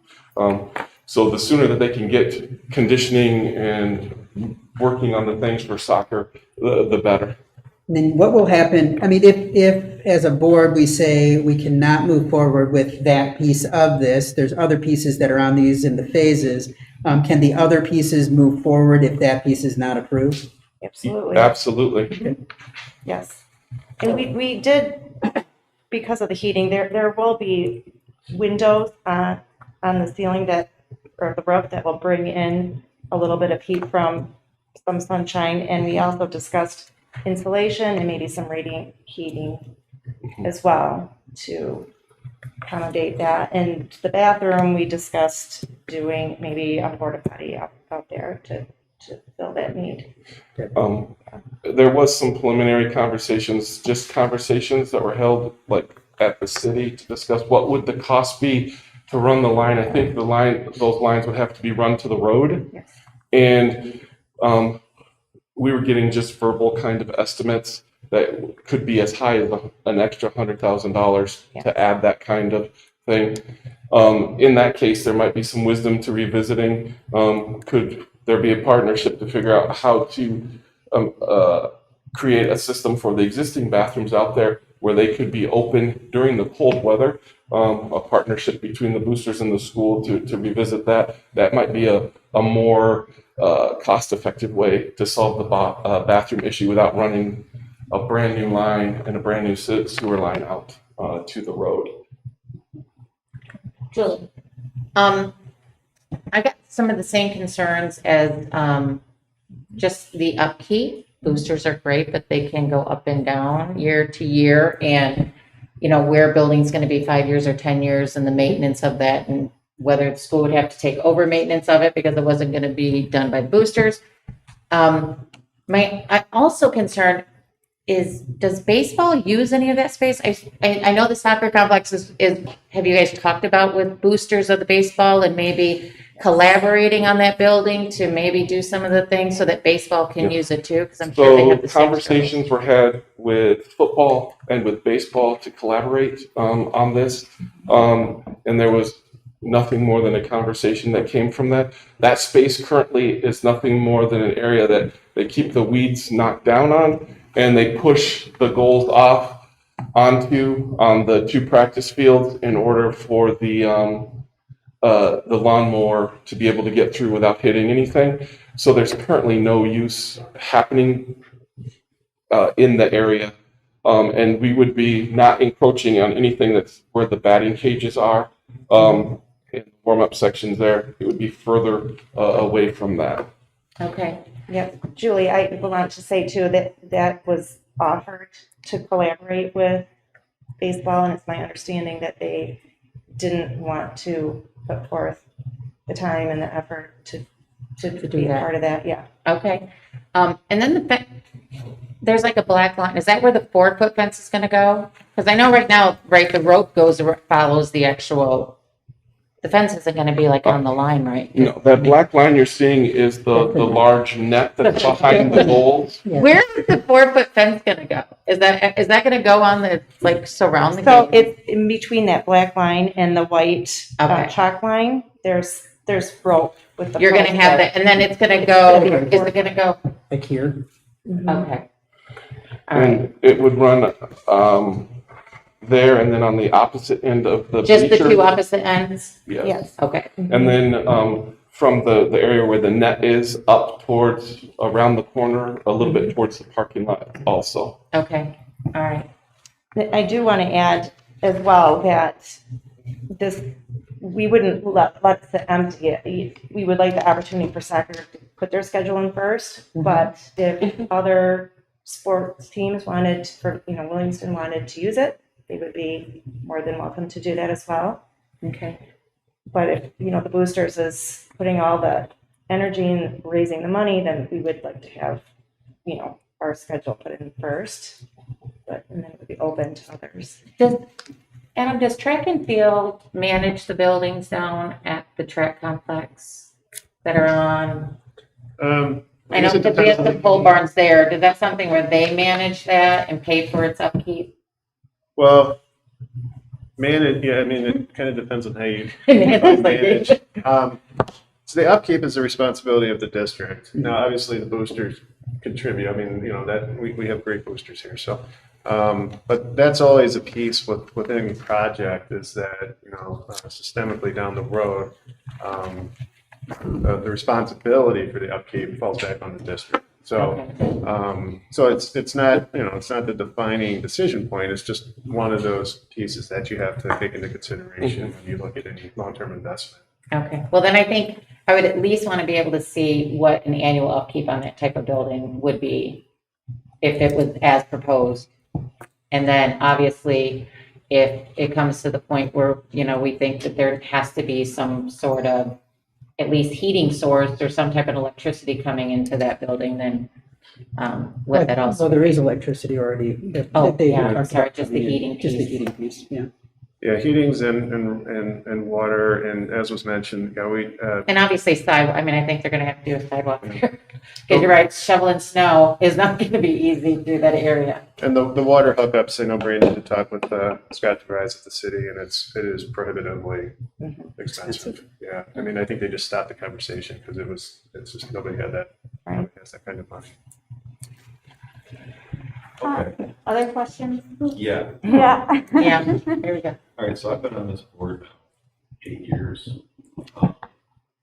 Early on, we had a building that was proposed to the district with certain expenses, things like that.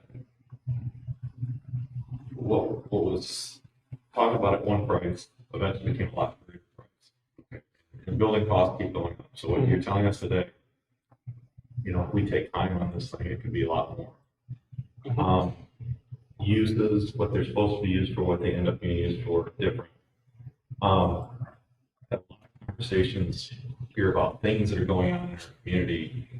And I'm very big on casting a shadow, encroaching on other people's business, things like that, just not to get into any more details. But where this was being proposed is very, very close to a residential. And we as a school system and as a board, prior to us sitting at the table, elected to have our school here. And it seems that what we're doing is we're continuing to expand. Soccer has taken down a lot of trees to put on an additional field, and then an additional field on top of that. So there's 3 different fields. Okay. I understand everybody wants to have 3 fields, but we have a house and a backyard that is right next to this building. And I don't know all the setbacks and stuff like that. Now we're going to put a pretty large building next to somebody's home. Okay. And I don't think that was ever the intent. So it was just like this building that's over at the football field. Originally, it was talked about putting it right up in front, right next to somebody's home. And they found a way to put it away from somebody's home so that that wasn't an issue. Okay. I just think that we're trying to cram too many things in a certain spot. Okay. I get it. I'm for everything else being talked about. But the building, where it's being decided, okay, I think that sometimes you got to have some give and take. And there's a perfectly good sidewalk that goes along, that comes inside, that could be open to be able to get to a corner, a back corner of where that 3rd soccer field is. And granted, you're not going to have 3 soccer fields, okay, when you do something like that. But there has to be some give and take. I don't like the idea of that thing sitting right next to something. I think it's wrong. You know, I think that, you know, it's us saying we're in charge, okay? And I don't think that I personally have a problem. I like the idea of having a building. Yeah, you talk about your numbers.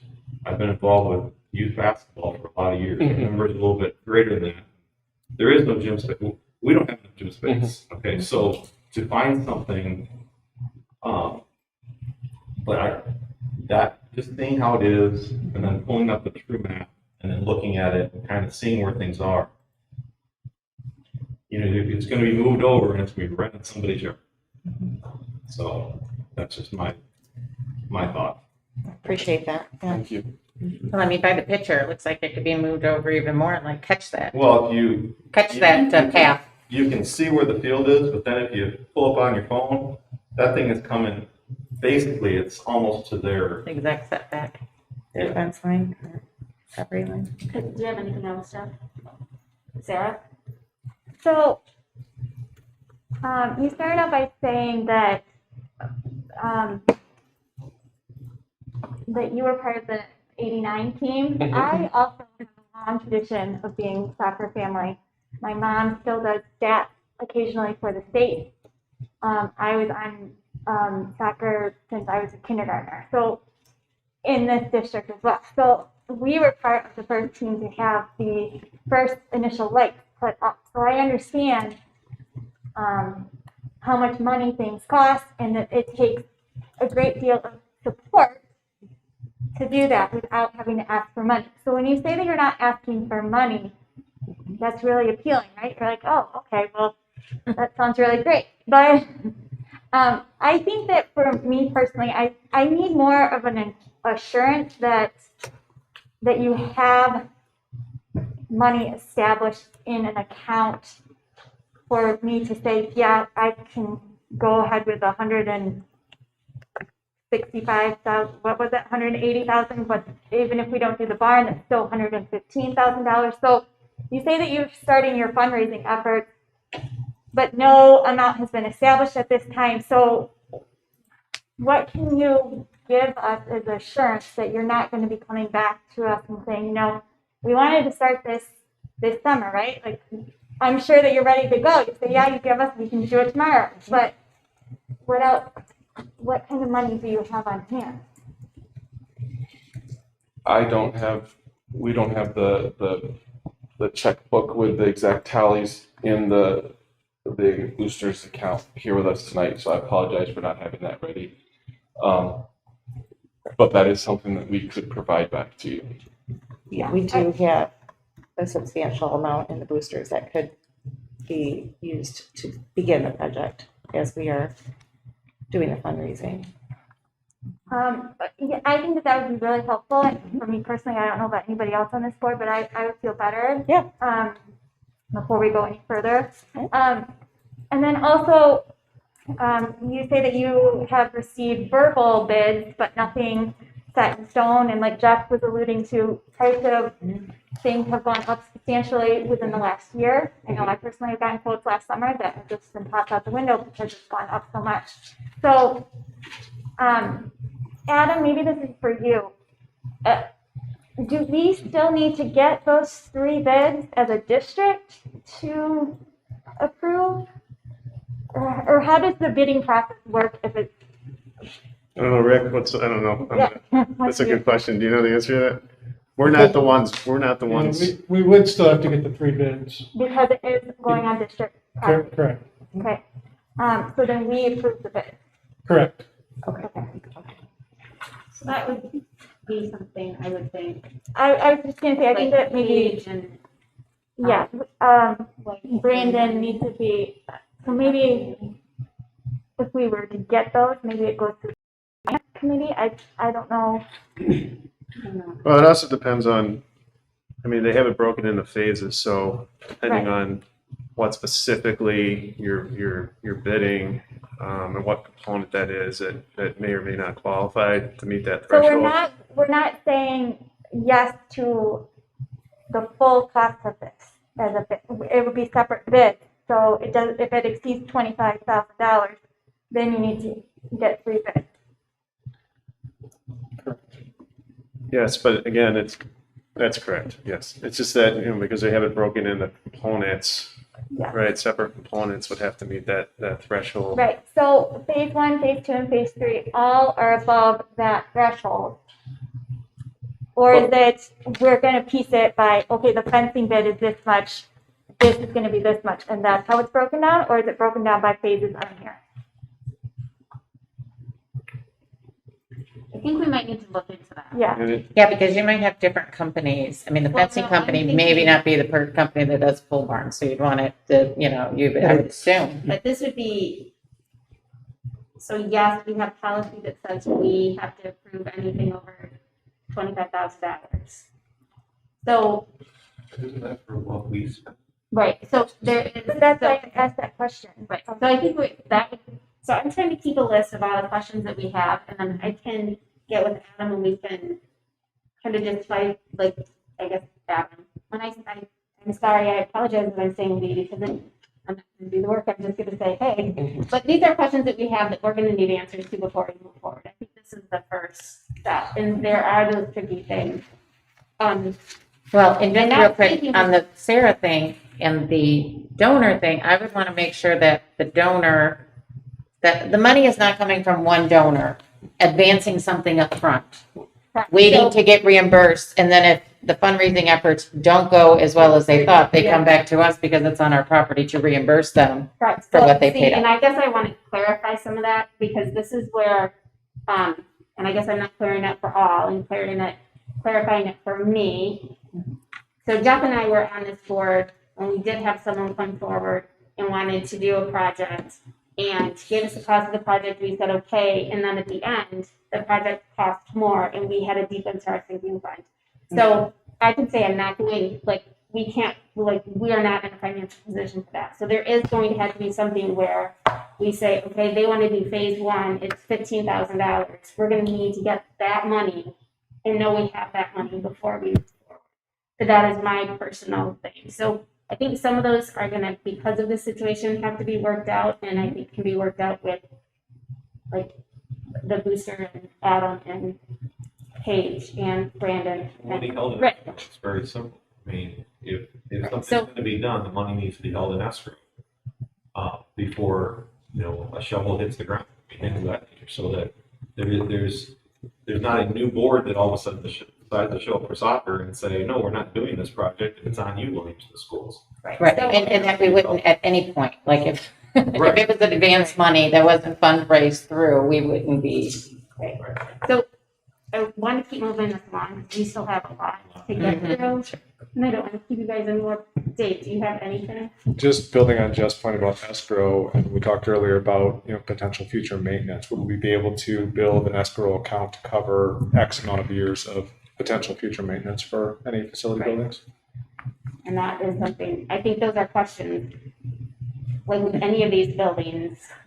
And that could be a reason why Brandon's kind of like, that outbuilding, like putting a road liability, doing all of that, might have exceeded at this point what we can afford. So if he was somewhat planning out 5 years, that might be the reason for that. So again, gathering information. I think we have questions that need to be answered, so I'm not going to move this for 2 weeks to be voted on. I think there's still a little bit that we need to do. I don't want to hold it up that long for you, but I just don't think we're ready to move it in 2 weeks. I do have a couple questions that have nothing to do with that big building. In your the building that has the concession stand, is that like the storage place or something in there where the team goes during halftime or whether for our home team? That's where we're currently putting them, but it also is the storage for the gator, it's storage for other equipment. Yeah, So every game, you have to pull all that stuff out to make space for them every time they're there training. Yep. Second question, there are bathrooms in there? No, there's a separate bathroom facility on, that is used by tennis, baseball, and The it's property? a separate building right there. No, Well, you do okay. have running water in there for the concession. It is, It but is. in the winter, it's All of that, backed out. like at the tennis court. And the team room is not heated either. The concession Okay. is not heated. Then the 2 locker rooms that you're thinking about putting in will not have restrooms, but will have lights and heat? no, Just like- no heat because we don't see them being in the locker rooms in the middle of winter. Okay, so It's a place for shelter and for changing. electricity? Yes. Right. Okay, questions about, Taking their shirts off on the field because they got changed. Yeah, Yeah. well, Or in the bus or whatever. I mean, it's, okay. yeah. The lights that we want to add, because I live next door to or across the street from an amazing holiday light spectacular thing. It's the Griswold family Christmas house. Yeah. It's delightful and we have enjoyed it for 24 years. But we do not have to use any lights inside our house when that is lit up. So with going with Jeff's thing and being with the community, if we're adding lights, I guess I've never been to the field when the lights have been needed. Are we talking that this it can be seen from space, that we have complaints from people, like these are like we hear angel lights thing or No. anything? if you look at the lights that are out there current, or, the lights at the football stadium, they're focused on the playing field Yeah. themselves. They don't focus out into the community. They don't focus up at all. So these lights would be focused down onto playing field 2 and giving the opportunity to expand, like if we're hosting a tournament. Right now, we're at the mercy of the sunlight. Right. Having multiple fields go later into the evening allows us to have a different kind of tournament out there also. Okay. Do we have any other questions? So I don't know if this is appropriate homework, but it would be nice for you guys if you got up-to-date bids, just because the cost of materials and stuff are increasing. So we have, if you know these things are secure, then you can let Adam know that. If you think there can be flexibility, either way, if you can get him that, and then I can just get with you and go over, you might know the answers to these, but I prefer to move on to we. Yeah, or I know somebody who does. So. I just have one other question. This Yeah. is just in general in regards to any booster club and buildings or things that they want to build. If a booster club came to you, Dr. Spina, and said, we want to build this pole barn, but it's not going to be on school property. It's going to be out on this field that someone gave us. I mean, does the school board have to even be involved in that process? If it is a facility that is being funded completely outside of the district, not on district property? Well, I mean, there's nothing to, so boosters are their own separate entity, Right. school entity. And so if they wanted to take that money and do something completely unrelated to, obviously they have internal issues, right? They're audit and they're, obviously accountable to their donors, but, no, I would think not. Okay. On our I property. just thought I'd ask. I just didn't know if in general, if that was something that a booster group could do. Oh, yeah, you could have a, multi-benefactor that builds a giant indoor soccer, football, whatever complex on their own property. And, it's not, which would be sweet, but it's not ours. It's off our property. I did have a little bit of this when COVID first started. This is totally different things, not actually building the building. But we did have to reach out to our lawyers at that time. And, there is a difference between school-sponsored event and a non-school sponsored event. So I would think that. Yeah. On some other property. Because we have groups that are already going to other non-school properties for training, but that's why I didn't know how that would work. So, okay. One last thing. Under phase one, you have a fence. The fence would be far enough away from the actual field that nobody's going to get into. It would be in the footprint of the current fence. The rope. The rope, which is a rope and So what I'm saying is, you said that players are going to run into the rope. They're going to run into the fence. That's what I was alluding to Okay. before, like takes off a So foot. that's something that you might want to think about. But two, I don't see personally any reason why, if that is something that is needed, it's going to protect the field, it's going to help with the how everything looks. Because the rope, it's not going to be a problem. I don't know why you wouldn't put that and just say, hey, this is a must have. We got to have this done right now because we got this great facility and this is a problem. Why you wouldn't put that as phase one and then put some of these other things down in phase two and phase three? Because that's something that we as a board could talk about by itself. That is part of phase one. I mean, And it's it is. phase one, but the Yeah. other part is two. So it's Right. that's all one phase, and here's the cost. Sure. So no, I'm not going to micromanage how you guys want to do that. But I do have a question. I get your point of how you want to right. to do whatever. But Do you So I guess I've never paid any attention, and I don't know anything about soccer whatsoever. Where the rope is, are you going to take the rope out to put the fence in?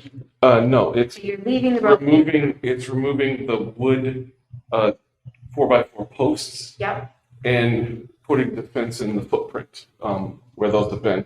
So to Jeff's point, the rope is actually less visible to a player coming at it than an actual fence would be. Right. And so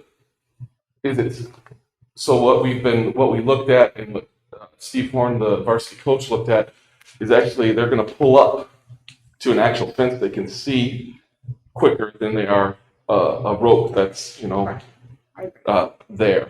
So it would be removing those 4x4 posts. Most of those are rotted and are sagging and falling as it is, are going to have to be replaced. And we're at the place of having to replace that fence somehow. So it's either putting new 4x4s in and a new rope, or it's upgrading and doing it anyways. Do we have any other questions? I do think we do have some questions that I think we need to get answered. We can get them. I'm not comfortable, I guess, tell me where you guys are. I'm not necessarily comfortable moving this for a vote in 2 weeks. I would rather bring it back in discussion if we have all of this stuff answered. So I will get with Adam and go over these, let him. I feel like there are many moving parts there, working with you, working with our finance people, working with our athletic director, working with our maintenance person, working with Adam, getting all of that. And then when they're ready, they'll let us know and it can come back for discussion. And then if we have all those pieces moving, then we can move it on for action. Is that fair for everybody? If there's anything else that we have missed that you think we need to know after this, if you just shoot that to Adam. Because sometimes that happens when you're up there and you can shoot, I wish I would have told him, then he can get that to us. And if any of you have any other questions, I would shoot them directly to Adam so he can compile them and then get with whoever. Great, thank you. Okay, thank you. Okay. Okay. Thank you very much. I appreciate it. Okay. Moving on, we have classroom teachers, auxiliary staff, probation recommendation. I don't know, are you teaching us or is it? Well, no, I'll just summarize. So the administrators, two of whom are still here, even though they don't need to be. I know. That was supposed to be a subtle hint. See you later. So the administrators have put together a list of teachers who they're recommending move forward under a probationary contract into next year. As you can see, this list has grown significantly over the last few years, in that we've had a notable amount of turnover in our staff, both administratively and with our instructional staff. And so this list grows in proportion to that. But really excellent group here, and I fully recommend the board approve these teachers to move on at your next meeting. Sounds good. And there are a lot of them. They just kept going and going. Wow. Again, I like how this is being presented to us. I feel like in the past years, it's been kind of hit or miss. So this is really nice with their accomplishments and everything they've done. Anybody have any questions? Okay, I'm gonna move that, if we're all ready, move that for action for the next meeting. The next thing, teacher and staff appreciation. That is this week. I have a question. Go ahead. Adam, I noticed that the high school has a different week for staff appreciation. Is there a reason why it's not this week? I just put out a list or a note to the principals and asked them to work and get me a time that worked well with their building schedule. So that's just the way the dates fell. And the teachers and staff know that this is being provided by the board, I guess? Yep, that's been reiterated on several different internal communications. Okay, great. Okay, so this week, May 6th and 7th, and then we go to the 25th. So I will be there on the 6th and 7th if anybody wants to join. I always appreciate having people there to hand out meals. Adam, do you know, are they making like a few extra in case we have like a sub teacher that didn't do anything or someone who didn't order lunch, or are they really specific to who ordered? My understanding is they're specific to who ordered, but I can. Can we order just a couple? I'm not asking for like a ton, but I'm nervous if someone didn't order, or if they don't, then they come back. We don't have anything. Okay. I'm not a lot. I don't want to pay for lunches if people want to use, but like for a sandwich and a turkey or a roast beef, I don't know, something that. Okay, if there's any questions about that, you can give me. School bond loan fund. Rick. Yes. I'm actually assuming it's Rick, but I'm not. Yeah. Oh yeah, he's all over this. All right, Rick. Welcome back. Yeah. So we have an opportunity to refund a portion of our debt. It's the state-sponsored school bond loan fund that we borrowed from over the last few years. It's just under $6 million, and it's basically just like you'd refinance your house. It's refunding a portion of our debt to get a lower interest rate, and it does save the taxpayers about $380,000. It doesn't extend our debt any further. We're still going to be paid off right around 2030, I believe. It's a good opportunity. And for some of you, I don't know, the school bond loan fund is a fund that the state provides to school districts. If we don't raise enough taxes to pay all our debt payments, we borrow from the school bond loan fund to make those payments. And then when we get in a position where our debt payments go down, we repay that. But this gives us the opportunity to refinance it at a considerably lower interest rate and save some money for the taxpayers. Anybody has any questions or? I think we did this about 2 or 3 years ago. Was it 2 years ago? Yeah. So we've done it before. Are there any questions about this? Fun. No? Good. We'll move that for action. Finance Committee fully recommends. Next, work truck purchase, not purpose, proposal, good enough. Correct. Getting late. Oh, Did you call me? Okay. yes. Yes, Finance Committee did hear a proposal on this at our finance meeting. The 2 trucks that we do currently have are from the 2005? 2005, Adam? Yes, Yes. 2005. So 2005, they are on their last legs and they need to be replaced. Now, we did have a question, and I don't know, Adam, if you were able to find the answer to that about if the bid is going to be. Yeah, so the question was the duration of the bid, and it's 60 days from the date here, so it'd be 60 days from the 14th of April. So I think we're fine there. Good.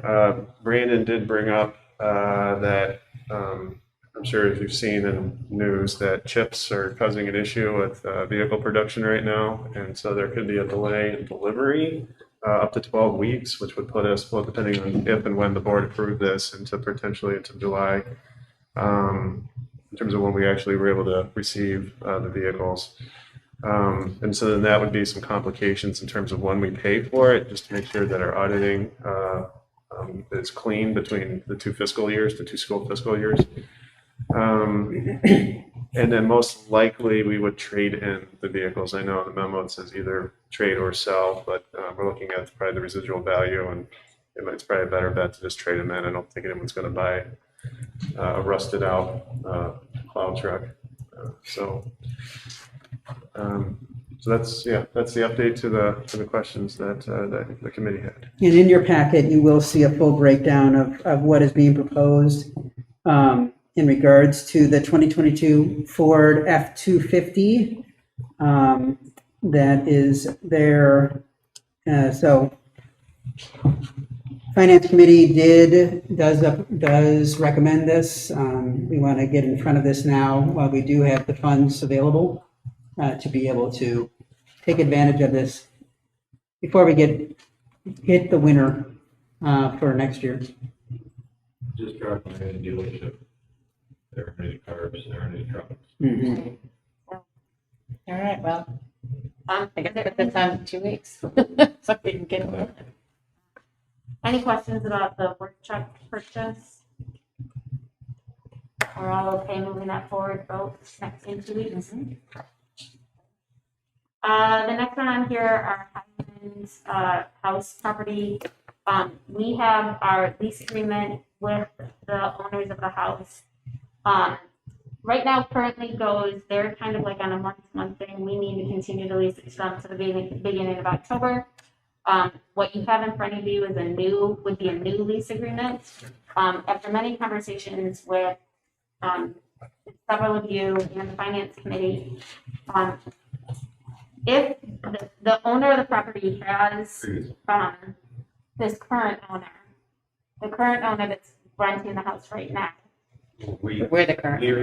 I don't mean owner, leaser. Yeah. Renter, they're a renter. So the current renter of the house has shown an interest that they are not moving, and that showing an interest to want to continue renting the property. When we look at a rent agreement ending on October, if we offer him a lease and he turns that down, then we are trying to rent the property in October, and then we could be going into cold months and it's not the best time to rent. So we are looking at just offering him an extended lease 6 months, which would take him to April 1st, not increasing his rent, not asking for a security deposit, keeping everything the same. And then also putting in this lease that he needs to let us know by March 1st, giving us 30 days whether he would like to continue leasing or renting, or if he would be moving out. So timeline of this, that gives us time, like in February, to go to him or whoever's in the property to say these are the terms of the new lease. They have a couple weeks or so to think about it. They need to let us know by March 1st. If they're moving out, they have to be out by April 1st. That gives us time to get in there, get it out into the public, get any things, upgrades, whatever we need to do, and get it leased or rented before the school year. So if someone had kids or summer or whatever. So that puts us in a better situation to rent the property down the road. So if anybody, so I do really want everybody to read this lease, and if you have any questions, I would reach out to Adam or myself. And if we agree that we're just gonna offer him an extension until April 1st, letting us know by March 1st, with a deadline of March 1st, letting us know whether he's gonna stay in the property or not.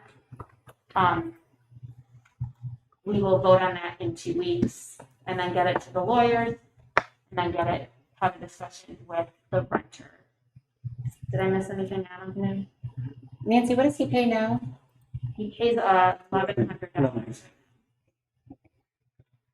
So just continuing to let him pay the $1,100 and then. So then basically next February, kind of coming back together, saying, you know, what is inflation? What do we up the rent? Do we want a security deposit? What other things are we going to add? Presenting that to him. He has until March 1st to let us know whether he is going to accept that or not. But right now, it would just be extending what he has for another 6 months.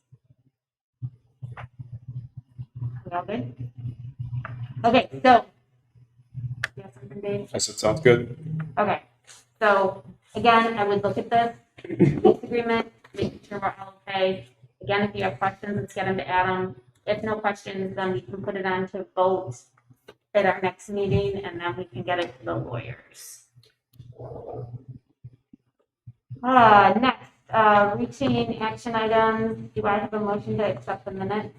Motion Motion to approve minutes as written. So that's first by Sarah. Second Second? is Chris. Any discussion? Okay, all in favor? Aye. Any opposed? Okay. The next, we have, how many? 1, 2, 2, no, 3. We have 3 teachers that are moving for approving tenure status. Do I have a motion for them? Make a motion that the Williamston School Board of Education grant tenure status to Lisa Dean, Jill Fuller, and Renee, is it Heidi? Heidi, beginning with the 2021-2022 school year. Do I have a second? Second. Any discussion? All in favor? Aye. Any opposed? Okay, next is the kids camp rates, 2021 rates and hours. Do I have a motion? I make a motion that the Williamston Board of Education approve the kids camp 2021 rates and hours as presented. Second? Any discussion? No. All in favor? Aye. Any opposed? Okay. The next, we have several policies. We have policy 3615 that we're adding. We are removing policy 5800, and then we have a whole bunch that are revised. Motion to approve all of these together. Can we do that? They all, Are they all together already? The motion is Yeah. already written. out. Okay. So I'll make a motion that the Williamston Board of Education make the following changes to the board policy manual to add policy 3615, remove policy 5800, revise policies 5358, 5730, 5750, 5760, 5790, 5920, 5960, 5970, 8480 as presented. Phew. Any discussion? All in favor? Aye. Any opposed? All right. The next, district technology, this is the purchase of our technology. Do I have a motion? motion that the Williamston Board of Education approve the technology purchase as presented. Second. Do I have a second? Sorry, second, it's Jeff. Any discussion? All in favor? Aye. Any opposed? Next, approval of district technology agreement with Hingham Intermediate School District. Do I have a motion? I make a motion that the Williamston Board of Education approve the technology services agreement between Williamston Community Schools and the Hingham Intermediate School District as presented. Second. Second. All in favor? Aye. Any opposed? District technology agreement with Hazlet Public Schools. Make a motion that the Williamston Board of Education approve the technology services agreement with the Hazlet Public Schools as presented. Do I have a second? Second. Please. Any discussion? All in favor? Aye. Any opposed? Okay, I need a motion for a financial service agreement with Hazlet Public Schools and Williamston Community Schools. Make a motion that the Williamston Board of Education approve the financial services agreement with Hazlet Public Schools as presented. Do I have a second? Second. Any discussion? All in favor? Aye.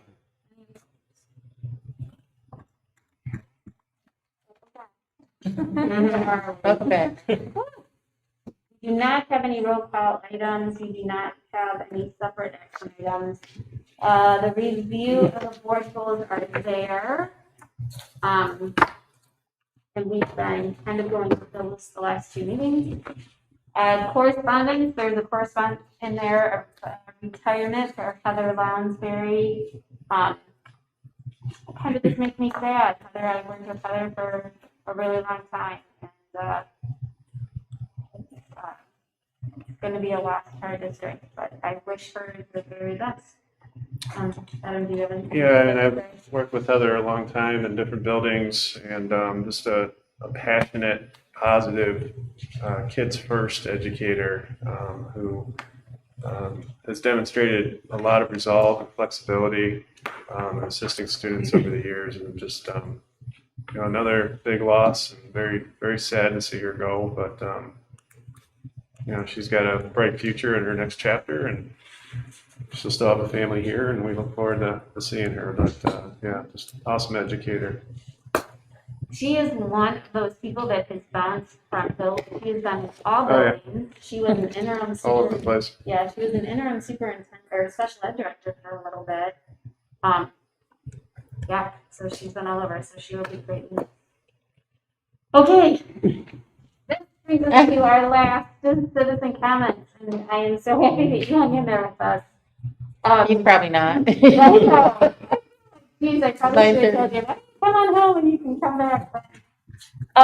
This last citizen comments, again, you have 3 minutes. This is to address the board, not members of the audience. You'll be addressing the board with any of your thoughts, concerns, celebrations, whatever you would like. So I will open it up. You may come forward. I will be timing you, and when you get to 2 minutes, I'll just give you a Spelling bee, yeah, hand. I can just give you, I can wave your hand or just give you a heads up. So I'm Brian Johnson. I'm the head baseball coach here at Williamston High School. And tonight, as I thought about, should I come to the board meeting? Should I voice some things? I'm kind of speaking on behalf of 18 kids that couldn't be here, that are kind of in quarantine. The last time I was at a board meeting was 2002. Resided in this community now for 22 years and decided I wanted a voice when we were debating about going to either join the Mid-Michigan B Conference with St. John's, Corunna, Ovid LC, or stay in the CAAC. I just said, from somebody from afar, I think it might be in our best interest to stay within the Lansing community and that league. And my blood, sweat, and tears have been woven in this community as far as some of the volunteer projects that I've done. I call it mud, sweat, and tears when we built the community structure that's in front of Kids Corner in 2007. When we built the play structure 3 years, I think they did it the same year, maybe the year after. The Sun structure has got my name engraved in it as helping in that as well. So when they asked me to be involved with baseball 4 years ago, I did so with Terry Stanton. And when Terry retired, I interviewed for the position and I was given the position. So I don't want to be a one and done coach. So I'm going to say things tactfully and try to represent the kids as a whole. As you may be aware or not aware, we had a COVID positive case on our baseball team. Our last game that we played was on April 23rd, and the testing results came back on the 25th. And those testing results showed that this one sophomore tested positive, but the rest of the team was negative. And within those protocols, pending on the second test, which proved to be positive, our whole team was put into a quarantine. Yeah. And so what I'm here today to say is that our dugouts were 46 feet, 2 1/8 widthwise. And with the new extensions, we are now, instead of 8 feet, we were 12 feet, 6 inches lengthwise. A couple of the kids, based on their parents' perspective, got tested last week, and they had tested negative. And the health departments who they tested with, not health departments, but hospitals, said that is not a quarantine type position. And when Mark Ewell reached out to me and said, there might be a way to potentially have your kids test before the games because there's an abundance of tests, we were already in quarantine and that was beyond that. So my job is to make sure that the kids' voices were heard. We have 3 kids that are all state academic. We have kids that are going to be going on to trade school, going on to college. And so from that perspective, it's felt that their voices were not heard, and that when we look at contact tracing, that there probably was 5 people that were in that quarantine mode, but there's probably another 12 to 13 that were not. So my job is to redirect that, and we're going to try and take that. It's a life learning lesson, is that things happen in life, and that we will turn it. It's my job to turn it into a positive, and I will do that. But I would hope that if any positive situation were to occur in a classroom and they pull the measuring tape out, it's almost like a crime scene where they start marking it off and where that occurred. I don't know if that occurred in this situation. So with that, we're 5-0, and we're going to make it be the best. You know what I mean? As we know, time is fleet in this world, and we'll make the best out of our time when we're able to play on the 8th, pending everyone tests, negative on the 7th and the 8th. But again, thank you for your time, and thanks for what you do in the community. Thank you. Thank you. Very much. Any other citizens? Okay. Next, board member reports and requests. I have one I would like to, I should have done this at the very beginning of the meeting, but I saw him at the finance committee, so now he just looks like a permanent person that was only gone for a short amount of time. I would like to welcome Rick back, and thank you for stepping in. Hopefully it's a short duration. I hear we have some applicants that we're going to interview, but thank you so much for your time and effort and willingness to come back during this open, I don't even know, this time, the meeting year. So thank you. You're welcome. So we'll open it up to anybody else. Any board reports, requests? Yeah, I'd like to say something. This year, well, last year, spring, this fall, this winter, this spring now, it's been very unfortunate for a lot of students. This class of 2021, it's been rough for a lot of these kids. I think our district's doing the best we can under the situation. I want to personally thank for what he's doing for these seniors with Dr. Bell and the rest of the administrative team. But I got to go back to the fall, the meetings that the superintendents had, meetings that the ISOA had with Linda Vale and the health department. I'm sure communications from our athletic director to our different teams. The unfortunate thing that happens when there's a COVID positive case is we lose control, meaning Williamston schools. It goes on the health department's hands. They follow strict guidelines. Whoever is your case person does it a certain way. There are counties that do it, doing it differently. But now I think they're all on the same page for this spring. It's unfortunate. Without seating charts, without, as we just mentioned, measuring tapes, it's just awful. But we're talking about student athletes, and that's one thing. Glad students was mentioned, because there were a lot of empty chairs at the NHS ceremony the other night, last week. And I know that many of those are student athletes who were either COVID positive or quarantined for COVID positive. And those senior NHS kids missed that opportunity. So this year has been a lot of missed opportunities for a lot of people. And I don't want the academic part to be not allowed.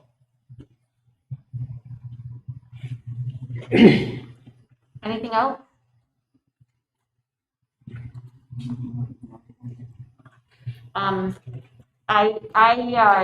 This was a long board meeting, so I appreciate all of you guys doing your due diligence before it, and then our pre-meeting, and everybody hanging in there and getting through, and our presenters and all of that. So I thank you. I appreciate that. And do I have a motion to adjourn? Motion. To adjourn. Second. All in favor? Aye.